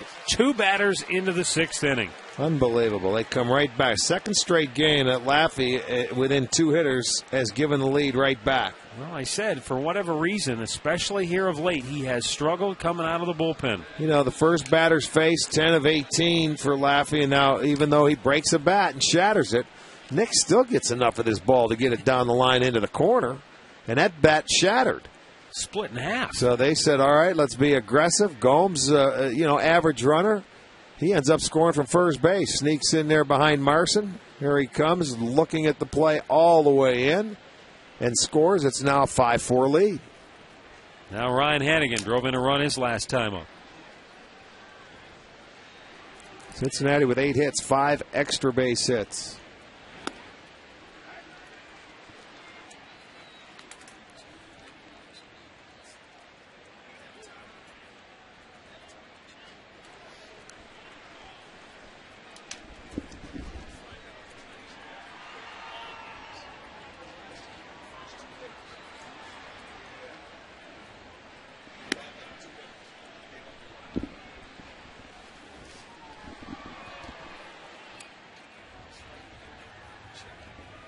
Ryan Hannigan made a little adjustment offensively at the plate as far as his hand placement is concerned. And it has translated into a much better batting average so far this year, hitting .355. Shortening the stroke up is what he's doing, where his hands went from up here. Remember when we talked about Balbuena trying to get it off your shoulder and just get it up? That's just to shorten everything, not to get them out and to wrap around. It's to keep your hands down in the hitting area. You go from here, to out front. So it's trying to shorten your swing, get your hands quicker to the baseball. You're not going to hit with more power, but you're not going to swing and miss as much either. You have much more of an opportunity to put the ball in play. Well, Tapper to second. And what he does here is he moves the runner to third base. That's exactly what they needed him to do. You know, you're hitting 8th in the lineup. You've got nobody out, a runner on second base. With 2 strikes, he gives yourself up a little weak ground ball, but it's effective because now you got a chance to add another run. Well, while we have a moment, here's the answer to our AT&T trivia question. AT&T rethink possible most 30-plus homer seasons in Reds history. How about Big Frank? Frank Robinson going way back? There you go. 7 seasons of 30 He started at Cincinnati. He was, are you kidding me? He was unbelievable. Pitch outside.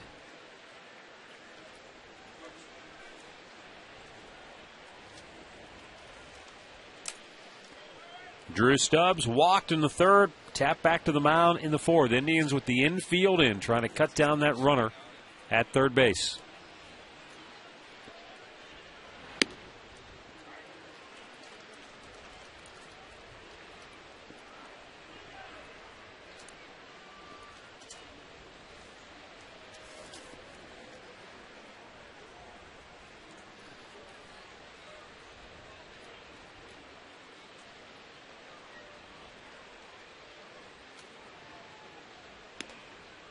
Just missed outside with it. 2 balls and a strike. Now, if you're the runner at third and 1 out, are you going on the ball on the ground no matter what? Or are you still reading That's it here? the manager's call. Sometimes when you don't have speed, you have a one-run lead. That's the manager. He may say go on contact. He's got to sign with his third base coach relaying it to you. But you're going back up to Cabrera at the end. I don't know. There's some squeeze play, there but it's fouled back. You see, it's played differently in the National League because normally this is the pitcher spot, right? And they're using the DH here, so it may change Dusty's thinking, but it doesn't because they're trying to squeeze. I love this. You rarely see squeeze plays. Joe Madden, it's a favorite play of his down in Tampa. We did happen to see it, but that was a suicide squeeze where it was a safety squeeze down in Tampa. This guy was breaking. He was running, yeah, he was coming. So, it's different. I would say, if he wants to add on, you send Nix, and you hope he doesn't hit the ball right at somebody. Pops it up. He won't get him home here.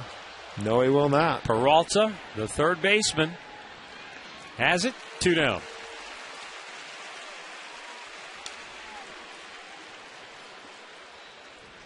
And that will leave it up to Orlando Cabrera for Cincinnati, who is 1 for 3 with a double here tonight. Reds have the lead, though, thanks to the walk and the RBI double by Lance Nix to open this frame.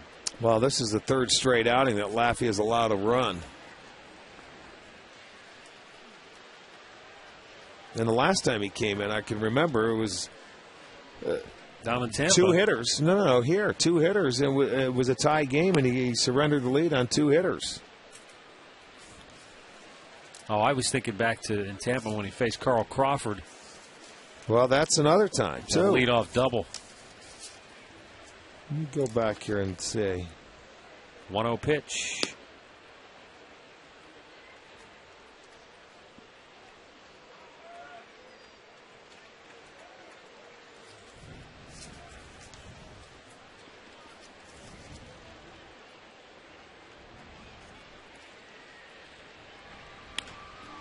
Bloop to center and another base hit. There you go. He picks him up.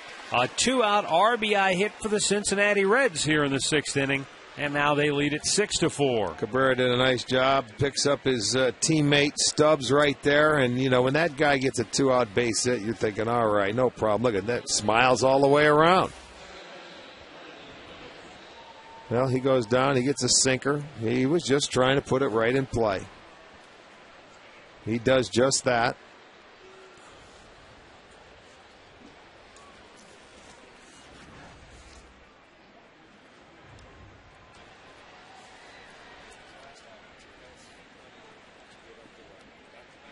Brandon Phillips checks on a ball that's outside. He is 1 out of 3 tonight.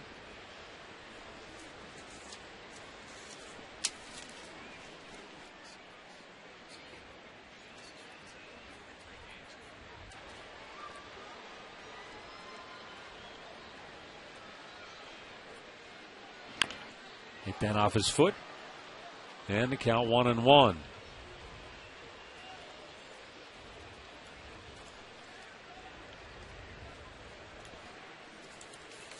Tonight, Cincinnati's 2-out hitting. They're 4 for 8 and 3 for 5 with runners in scoring position. So they've gotten the clutch hits when needed tonight.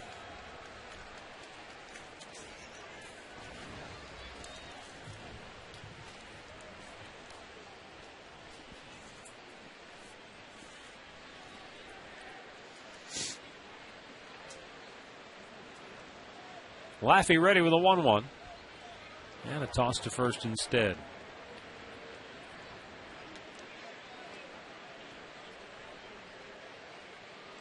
Cincinnati has gone 9-3 against Cleveland in the last 2 seasons of interleague play, and a win tonight would even up their all-time interleague series at 32 wins apiece.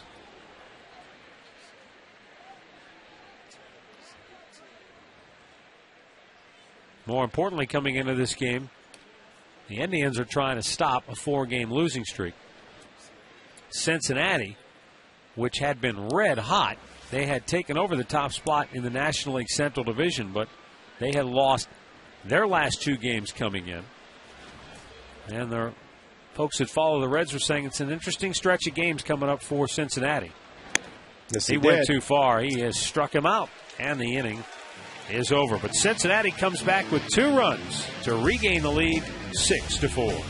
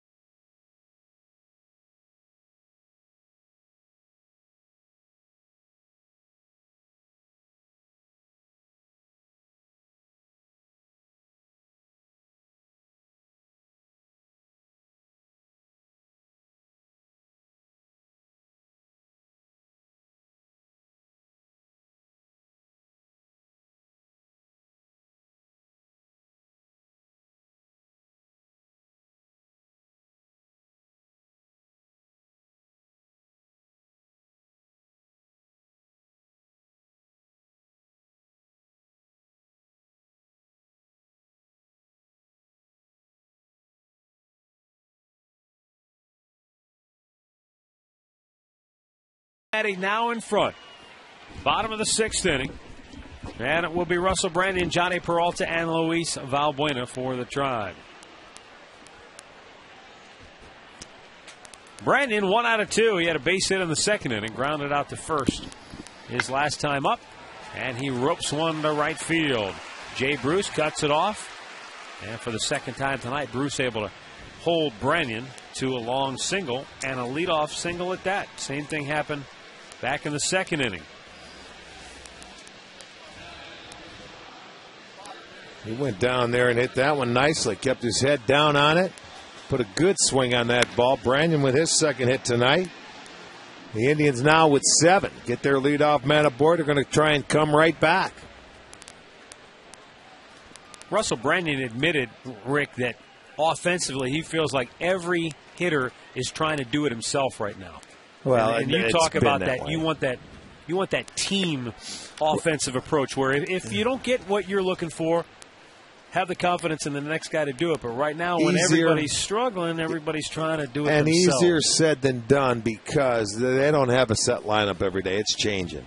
So you've got guys that are going out there trying to get base hits to stay in the lineup. And this is a lineup that hasn't played together, for any length of time. And the younger players, they don't know the pitchers. They're learning a new ballparks. They're learning so many different things that it's not as easy as it sounds. Right-hander Carlos Fisher warming in the Cincinnati bullpen as the rain begins to fall here at Progressive Field. Well, we don't like that. Johnny Peralta looks at a ball outside, and the count evens at 1-1. Peralta hit into a double play in the 2nd inning. He popped up on the infield his last time up. Peralta trying to extend that hitting streak to 11 straight. And if he can do that, then the Indians have a chance to come right back in this game. Tony Sipp now loosening for the Indians.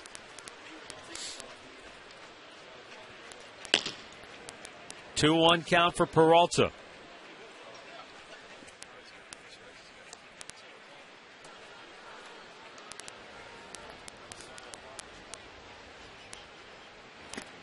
And a strike is called to even the count.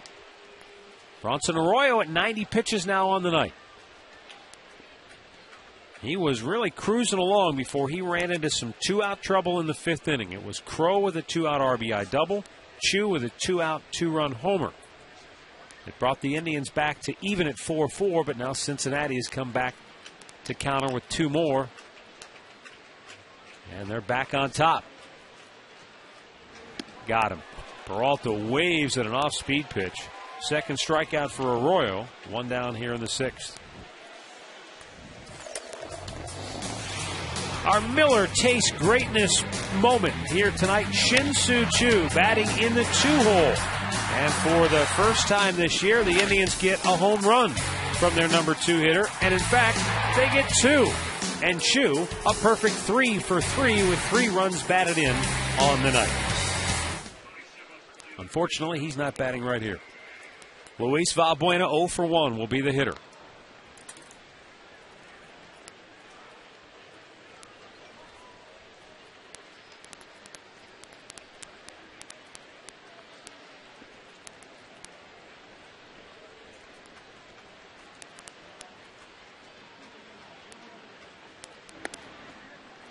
One ball, no strikes. I mentioned last half inning, Cincinnati entering an interesting stretch of games for the folks who follow the Reds on a daily basis. And I think there's some nervousness because they were playing so well.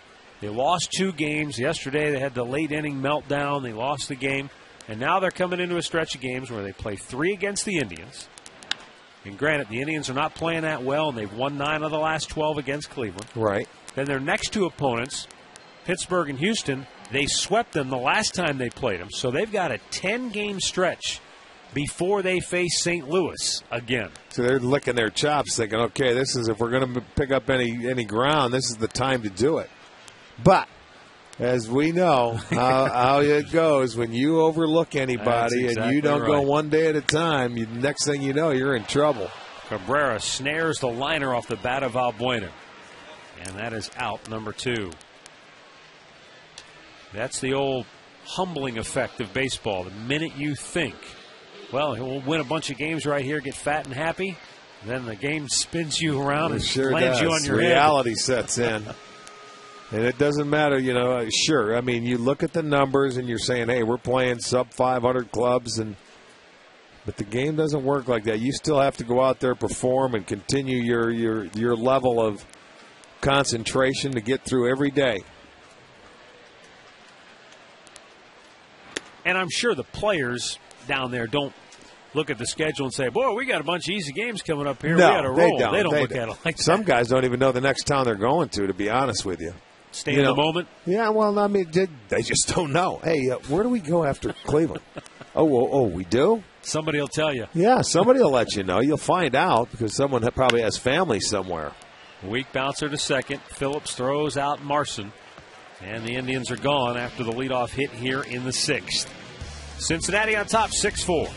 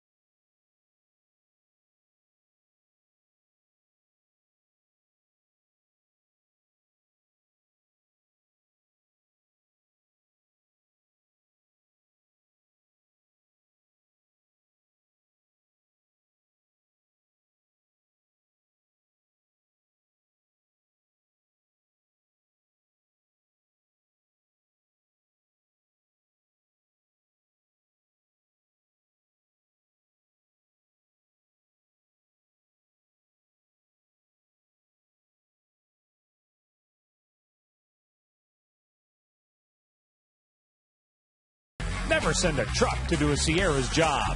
And by Wendy's. You know when it's real. Wendy's.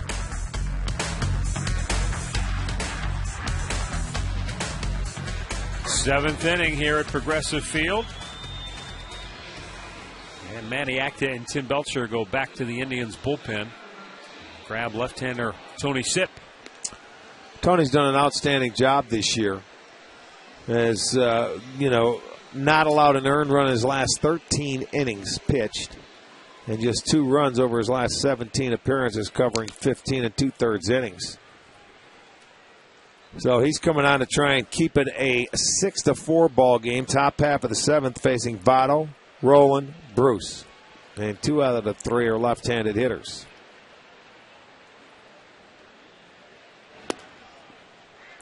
Joey Votto walked and scored in the 4th. He singled in the 5th. He has stolen 2 bases tonight.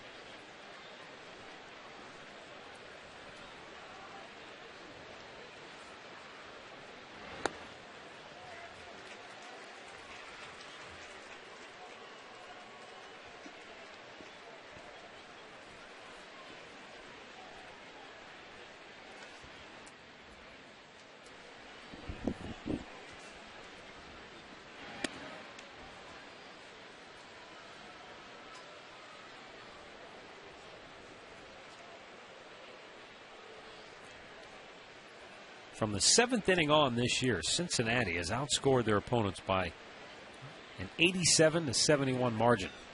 Yeah, the king of the comebacks. That's what these guys have done. Last at-bat wins. They have a ton of them.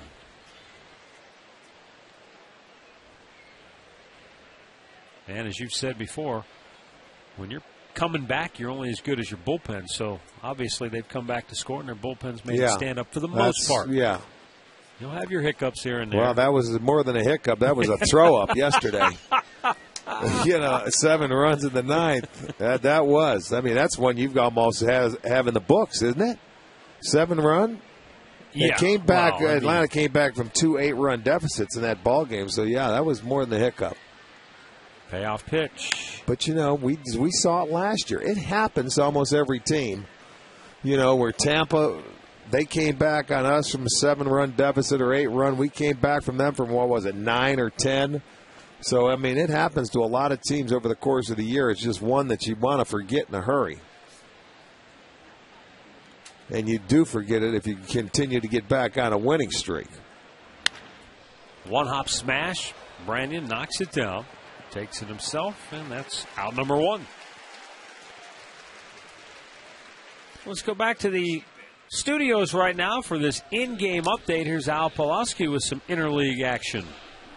All right, Matt, Rick, let's go to Target Field in Minnesota. First inning, bases loaded, no score, Dave Bush, ball 4 to Michael Kadire. He gets into an argument with the umpire. Doesn't throw him out. Maybe he should have. Bush gave up 7 in the first, never made it out of the inning. 7-0 Minnesota.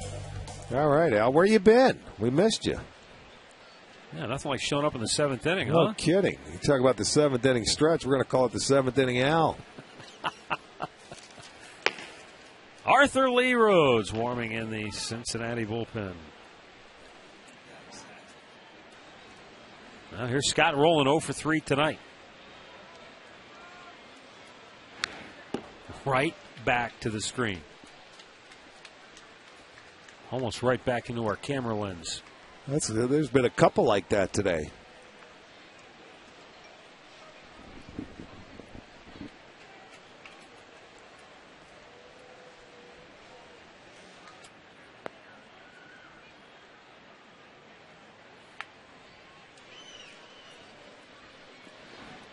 That went behind him. Tony Sipp trying to go inside, obviously, to Rowland.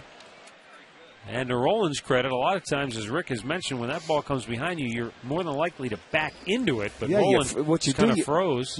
Well, you do. You freeze. If you jump back into it, you're going to get hit. Now the 2-1 to Rowland. Threw it by him. Early in his career, Scott Rowland hit 20 or more homers in 8 straight seasons with the Phillies and the Cardinals. The streak was snapped in 2005 when he was limited to just 56 games with St. Louis. He came back healthy the next year and 22 homers. Down on the dirt, and the count goes full.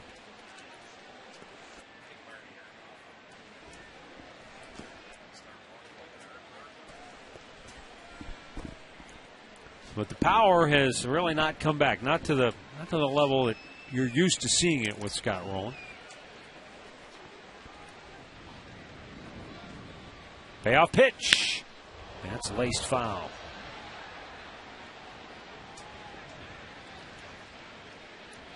Ned Yost once said of Scott Rowland, quote, "He's the perfect baseball player. His tenacity, his preparation, the way he plays. He tries to do everything fundamentally sound, and he puts the team first. There's no fanfare with him."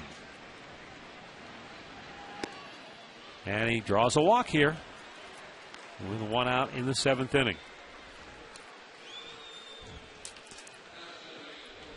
Well, the battle for Ohio Lottery Ohio Cup will continue on Sunday and wrap up on Sunday. It's Kids Fun Day here with our activities out on the plaza. And also exhibits from the Pro Football Hall of Fame in Canton, and Hall of Famers Leroy Kelly and Anthony Munoz will be on hand to sign autographs. 216-420-HITS. Jay Bruce 0 for 3 tonight.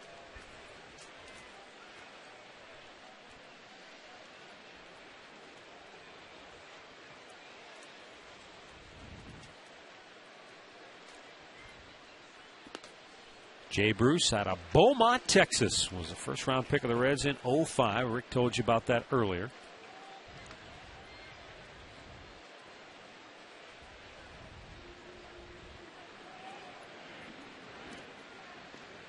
back in 04 during the summer, as a lot of high school kids will do, and even younger than that, they play in the summer league. Right. When he was growing up down in the Houston area, he was a teammate in that summer league team of Roger Clemens' son, Kobe. Hey, think your dad could get us some cool uniforms? One hop smash to short. There's Peralta on the shift. Goes to second for one. The relay in time as Jason Donald turns it nicely. A double play turned by the Tribe. Stretch time in Cleveland, 6-4, Cincinnati.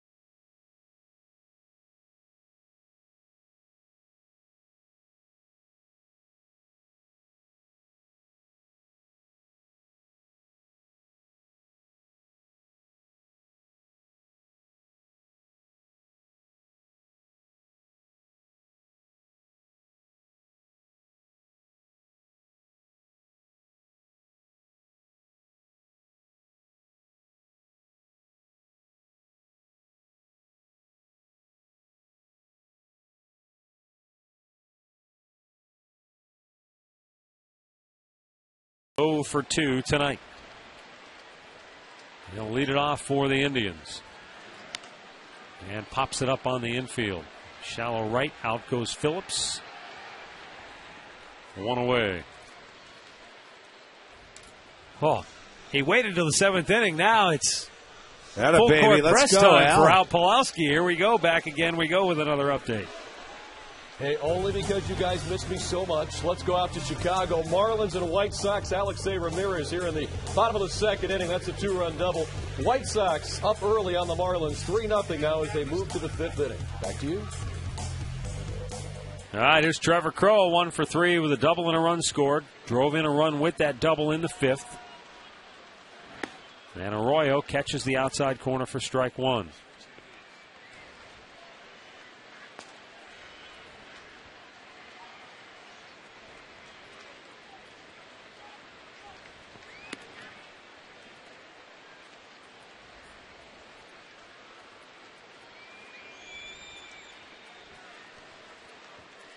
The 100th pitch of the night coming up for Bronson Arroyo right here. 2 wide, 2-1 the count.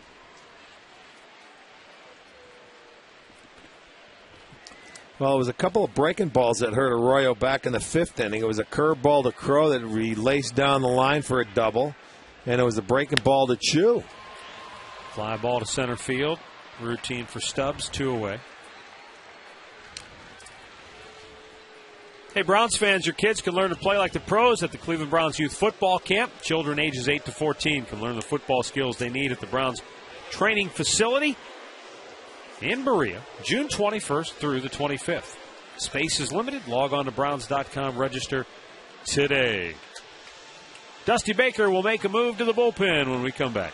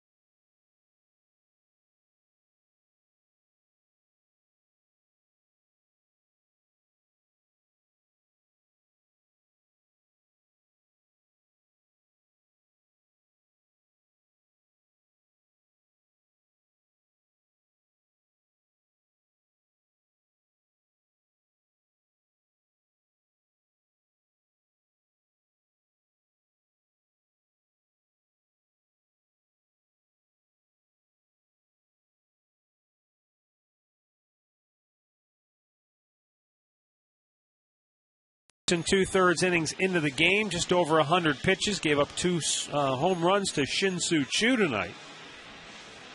And he's in line for the win if the Reds bullpen can hold on to it now. Shin-Soo Choo, the batter, and that's the reason that Arroyo was taken out of the game, because Choo has pretty much owned him tonight. Choo is 3 for 3, 2 homers, and 3 runs batted in. Choo hit a solo home run in the first inning, and then he hit a 2-out single in the third. Came back up in the 5th inning, and again with 2 outs, after an RBI double by Trevor Crowe, hit a 2-run home run to right field. So Choo has been red hot. He is perfect in the 2-hole in the Indians lineup. That's the new spot for him, and the way he swung the bat tonight, he may be there for the foreseeable future. Rain falling once again tonight here at Progressive Field. And the first pitch to Choo is in there for a strike.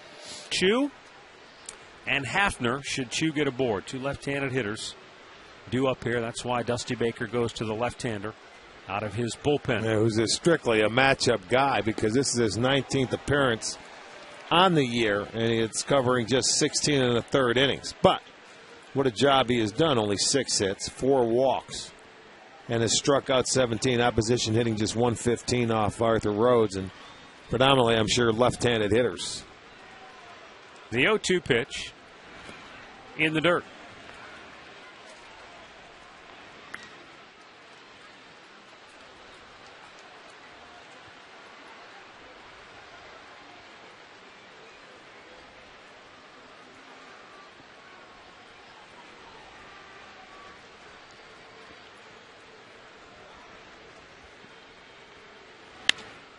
And a ground ball backhanded nicely by Cabrera, and he gets up, throws him out.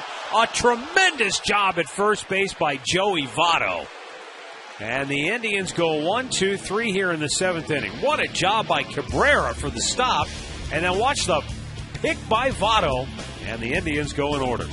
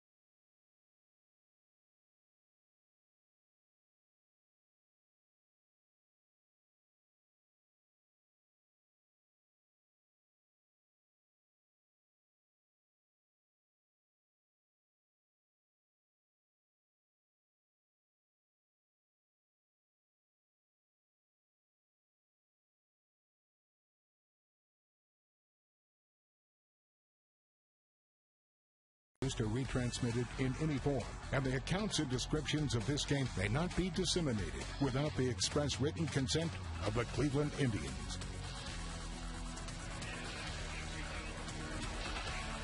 Well, it's a 6-4 Cincinnati lead as we go to the 8th inning. Johnny Gomes, Lance Nix, and Ryan Hannigan for Cincinnati. Chris Perez now on for the Tribe, and he just blew it past Gomes. Perez on for the 16th time this year after Tony Sipp worked a scoreless 7th inning here tonight.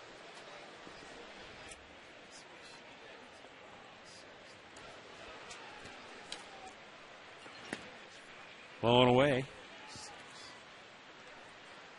1-1 to count.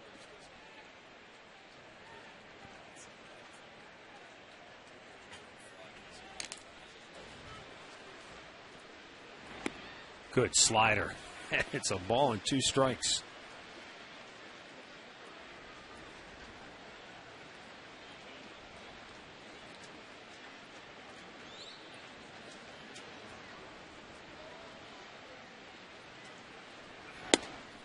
Rung him up with a fastball at the knees, outside corner at 95 miles an hour. Whew.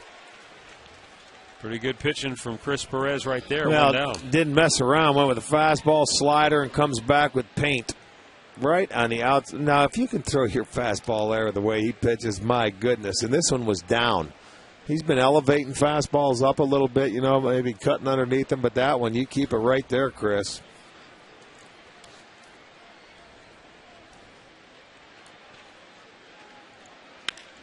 Line toward left. Back goes Kearns. 2 down. First time the Indians have retired Lance Nix tonight. And we'll go back to the studios for another in-game update. Here's Al.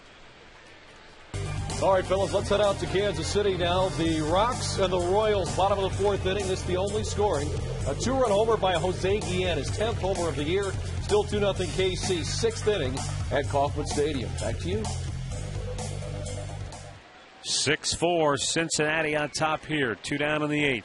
Ryan Hannigan 1 out of 3 with a run batted in. That came with 2 outs in the 4th inning.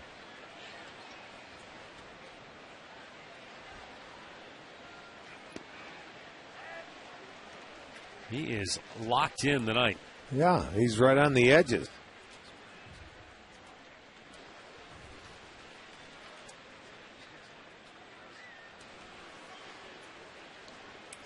Lou Marson just going to ride that fastball outside corner all night long. It's quickly 0-2. When you're back there putting the fingers down and you quickly recognize that a guy can hit spots like that, you just say, well, we'll just ride this all night long. Let's try it again. See if he mixes in a slider here now that he's got him ahead on the count. No. He wants the express again, same spot. That time he missed his location, but it didn't matter. 1, 2, 3 go the Cincinnati Reds. We'll go to the bottom of the 8th. 6-4, Cincinnati.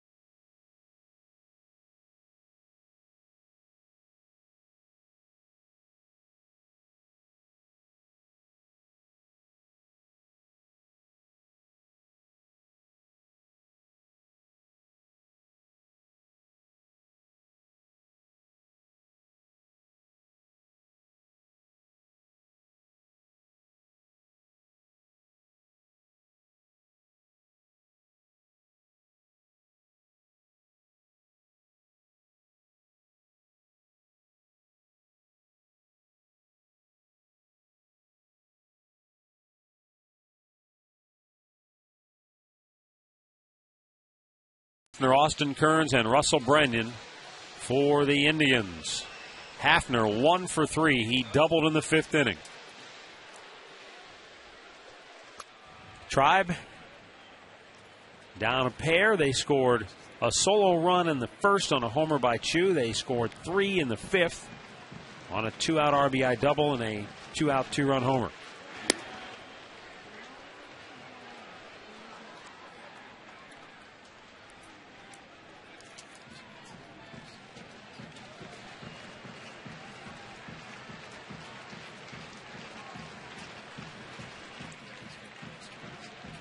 Here's Rhodes with the 0-1 pitch, and Hafner a little jam job. Be tough play. Coming in hard, though, and quickly there is Stubbs to make the grab. 1 down.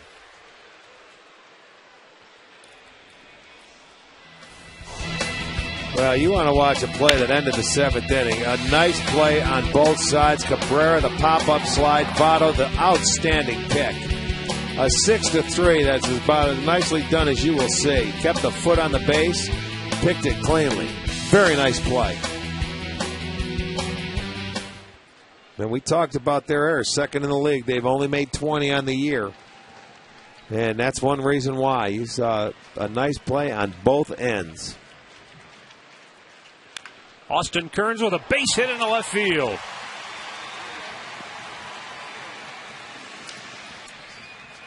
Kearns gets his first hit on the night. And that snaps an 0-for-11 slump for Austin. Well, he didn't waste any time. Jumped on Rhodes' first fastball. He got too much of the plate, and he drilled it past Rowland at third. Hit number 8 for the Indians. Of course, Austin has plenty of friends on this Cincinnati roster from his days in the Reds organization. Russell Brandon, 2 for 3, 2 singles. Right-hander Nick Massett warming.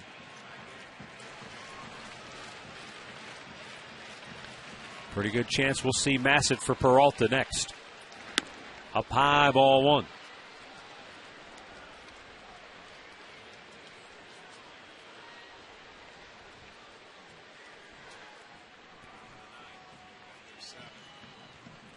Just a few raindrops falling here at Progressive Field.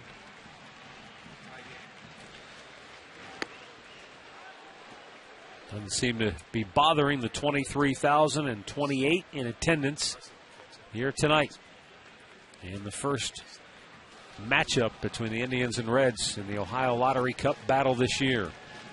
No TV for tomorrow night's game. It's a national TV window from 7 o'clock on tomorrow night, so we're blacked out. No television tomorrow. Rick and I will be back with you on Sunday at 1 o'clock for the series finale. They're trying a little trial to see how prime time works. Swing and a miss. 1 ball, 2 strikes. It'll be on STO Sunday at 1 o'clock. And that will be David Huff and Homer Bailey in that matchup. Tomorrow it's Carmona and Cueto at 7 o'clock here at Progressive Field. Good matchup. 1-2 pitch. Struck him out looking. 2 down.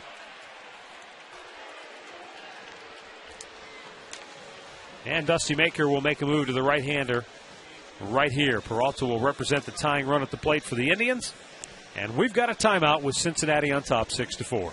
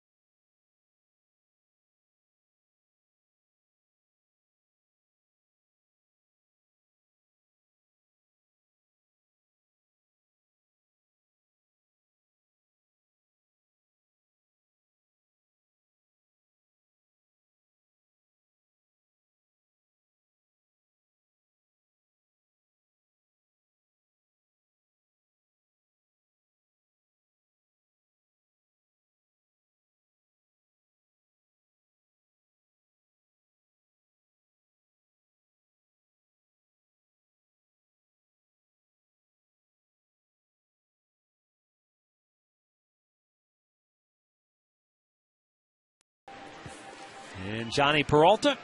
And the Reds go to the right-hander, Nick Massett, who comes on now for Cincinnati. Well, leads his club in appearances now with 23. Right behind him is Cordero, and if it stays like this, I'm sure he will come in for the 9th inning. But Massett, the setup man, in his 22 appearances, he's 3-2, 732, 19 2/3 innings, 26 hits and 11 walks. All right, that's a lot of base runners.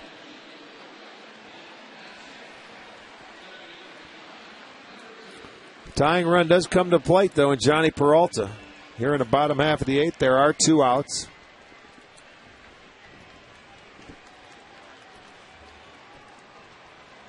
They have scored there are 3 runs with 2 outs today, 3 of the 4.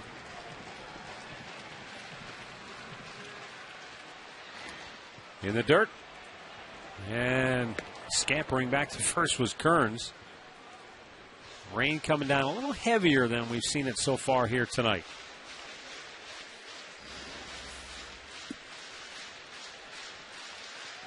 You have to make 100% sure that you can do it down 2 runs. Your run means absolutely nothing at first base.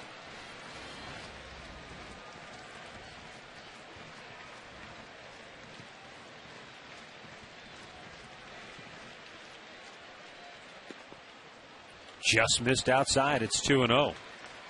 Nick Massett was originally an 8th-round pick of the Texas Rangers, and then he went to the Chicago White Sox in 2006, along with John Danks in the Brandon McCarthy trade. Turned out to be a good one for Chicago. Yes, it was. And he ended up in Cincinnati when the Reds traded Ken Griffey Jr. to the White Sox. Oh, I remember that late. It was a deadline deal in 2008. Yep. So that really turned out well for Cincinnati. Massett said, the first thing I thought of was, wow, Ken Griffey Jr.? Are you kidding me? I got traded for a guy who was my favorite player growing up.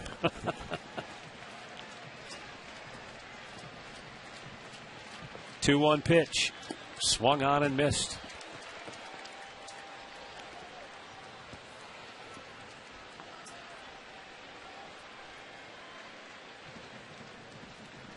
Runner at first, 2 down. Peralta with a 2-ball, 2-strike count.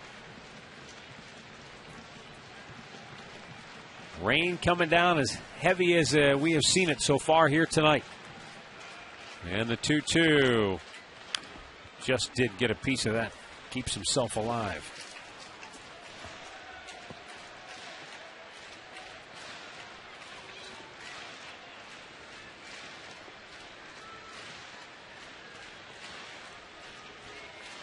Matt Laporta has a bat.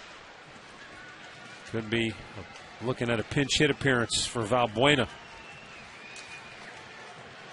Or possibly Marson or Donald as we get to the bottom of the order. And the 2-2 pitch.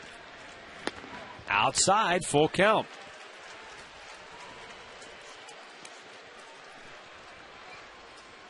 Valbuena waiting on deck.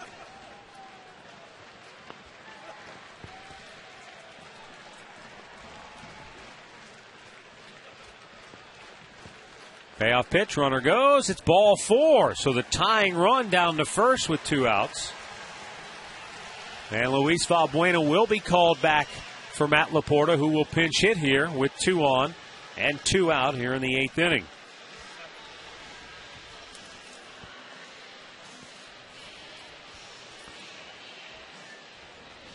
This will be his very first pinch hit appearance of the year. So far this year for Cleveland, pinch hitters 0 for 9. So they've yet to get a hit. Branyan leads the way with 3 at-bats.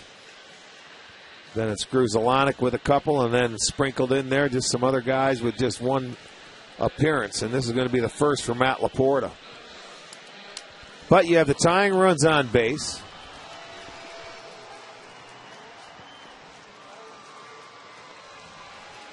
Folks heading for cover here at Progressive Field. We've got a fireworks show scheduled for after the ball game. Yeah, both tonight and tomorrow.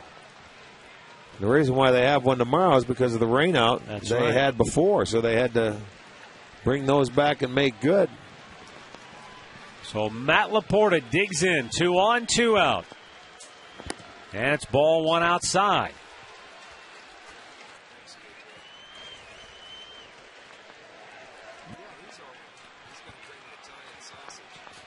Boy, the rain is really coming down here.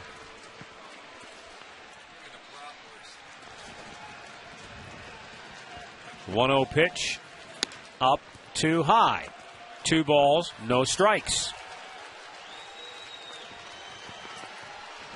So Nick Massett struggling with his command here. Well, I mean, and he has. I told you the number of walks. He's walked 12 guys in 19 2/3 innings and given up a ton of hits. So Laporta can sit down on a pitch he's looking for and get after it. 3 balls, no strikes. Now Lou Marson waits on deck. And looking at the Indians bench, you've got Shelley Duncan, who hasn't made an appearance yet as an Indian, but does have some big league experience. You've got Mike Redmond, of course, and Mark Grudzielanek. The 3-0 pitch to Laporta. Called a strike.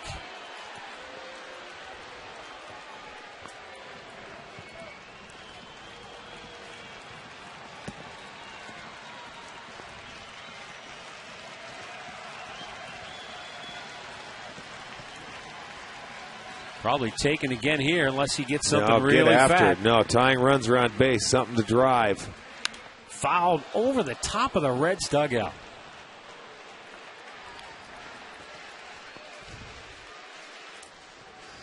Let's see where this pitch is.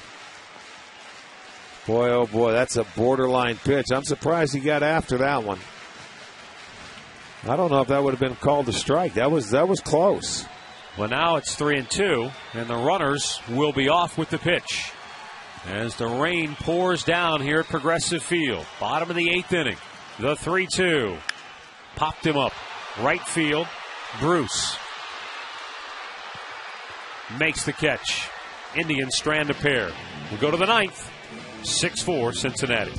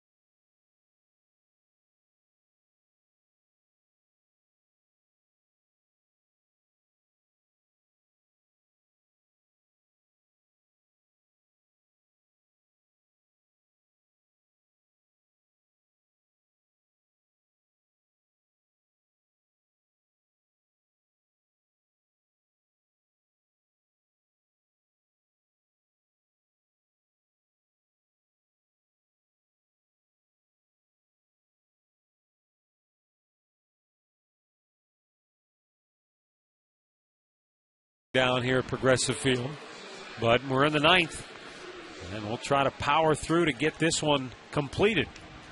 Kerry Wood, his first appearance since the blown save Wednesday night here at Progressive Field. Mark Grudzielanek takes over at second base.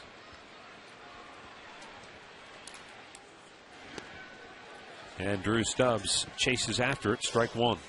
He's 0 for 2 tonight. Kerry Wood spent time before the ballgame talking with Dusty Baker. Of course, Dusty Baker was Kerry Wood's manager in Chicago when he played for the Cubs. And a good fastball for strike 2.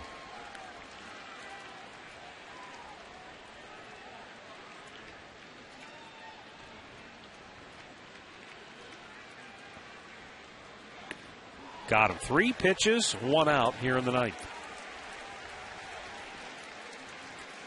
Stay tuned after the ball game for the Conrad's Tire Express and Total Car Care post-game show. Rick and I will look back at all the highlights. And then after the ball game, it's Chuck's last call right here on STO. Chuck will take your calls and emails.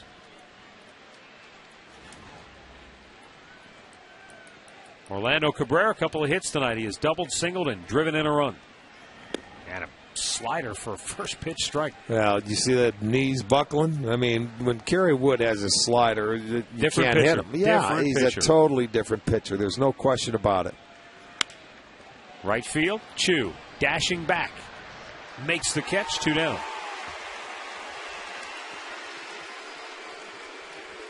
And we'll bring up Brandon Phillips, who's 1 for 4 tonight.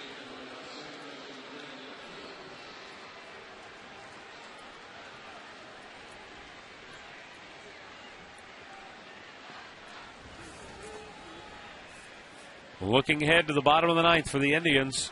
Due up, Lou Marson, Jason Donald, and Trevor Crow. Brandon Phillips digs in. Fastball down low.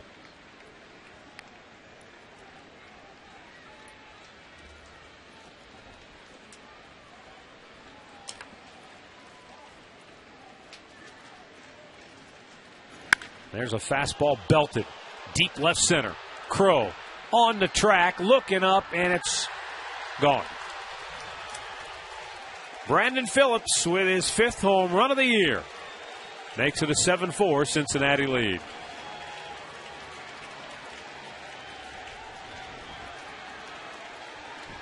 Third home run of the night by the Reds. Got a fastball here because he hit this one, and location again. Came back inside, down and into Phillips, and he made him pay. I mean, there's a case where he literally just took a nice easy swing, got the head of the bat out, and Kerry Wood supplied the power. Joey Votto has 1 hit tonight.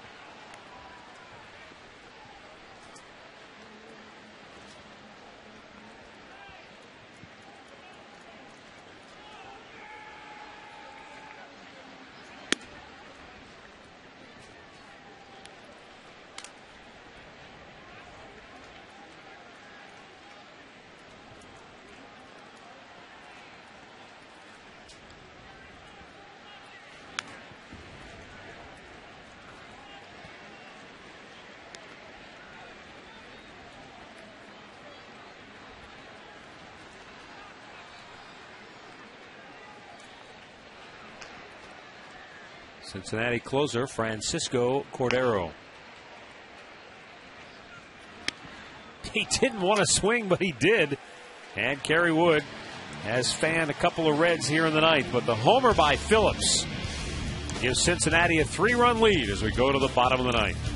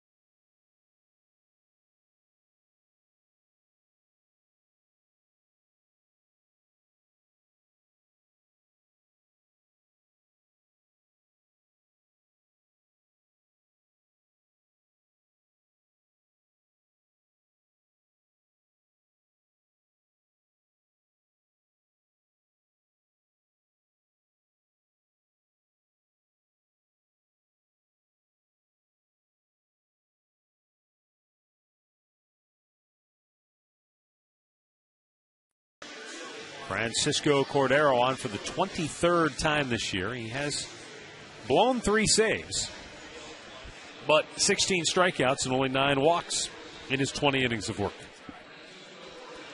Shelley Duncan will pinch hit for Lou Marson here in the 9th inning. This will be Shelley Duncan's Cleveland Indians debut. Well, and now in this game, he and his father Dave, who I played with here, he'll become the 6th father-son combination in Indians history, joining the Averils, Bagbys, Franconas, the Bells, and Carry-Ons. That would have been a good trivia question right there. But yeah, you could have but fooled a few people with that you know one. what? It's the 9th, so... No, we didn't have time to go to a break and come back and get the answer. We had to give it ask and give. Duncan was having a good year at AAA Columbus. He's a big kid. Bouncer towards third. Rolling, coming hard. Off balance throw and dug out nicely. Joey Votto helps out his third baseman again here for out number 1 on the 9th. Our player of the game tonight is Shin-Soo Choo. What a job he did tonight for the Indians in the 2 spot. 2 homers, the 3rd time in his career. And he's hitting almost 400 at home on the season.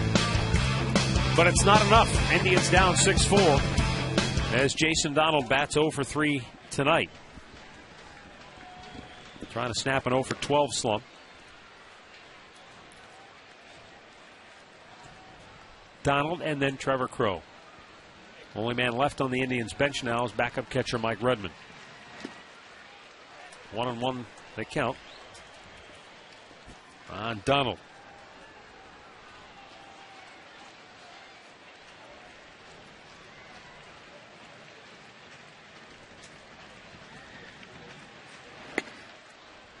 Missed down low. And the count is 2-1.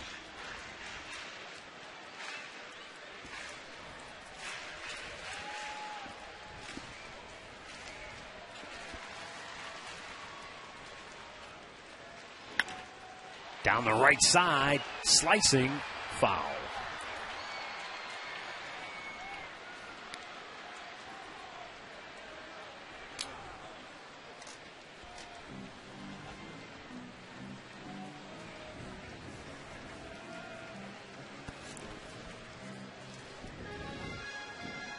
Cordero second in the National League in saves, trailing only Washington's Matt Capps.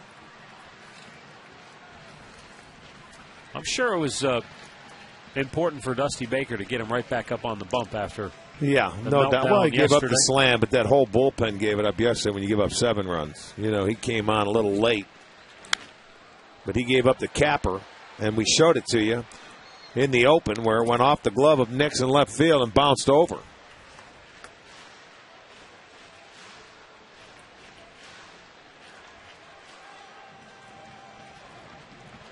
Cordero only needs 4 more saves to tie Bob Wickman for 25th on the all-time save list.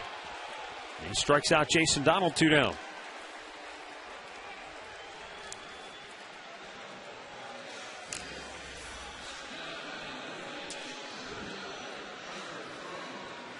There you go, knee high.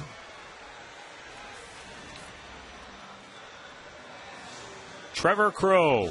1 out of 4 tonight. 2-out RBI double back in the 5th. Helped bring the Indians back. They tied this game at 4-all in the 5th inning. But in the very next half inning, Cincinnati scored 2 to regain the lead. And they have never trailed since.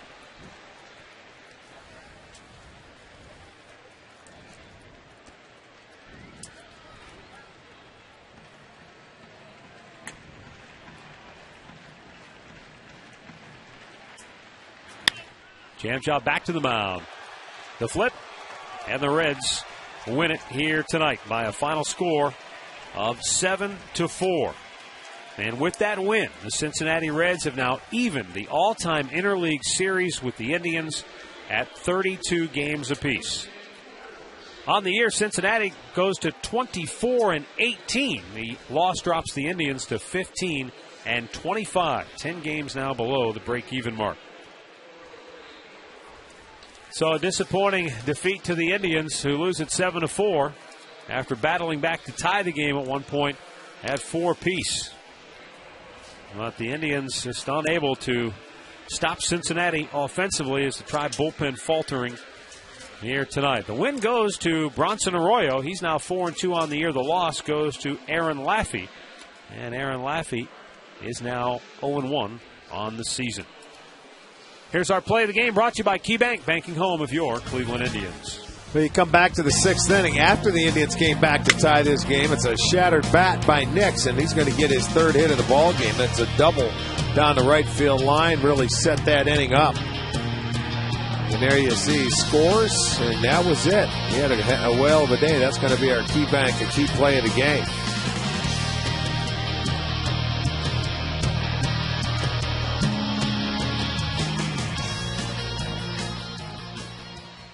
So the battle for the Ohio Cup, Game 1 goes to Cincinnati, and we'll break it down with the highlights next on the Conrad's Tire Express and Total Car Care postgame show.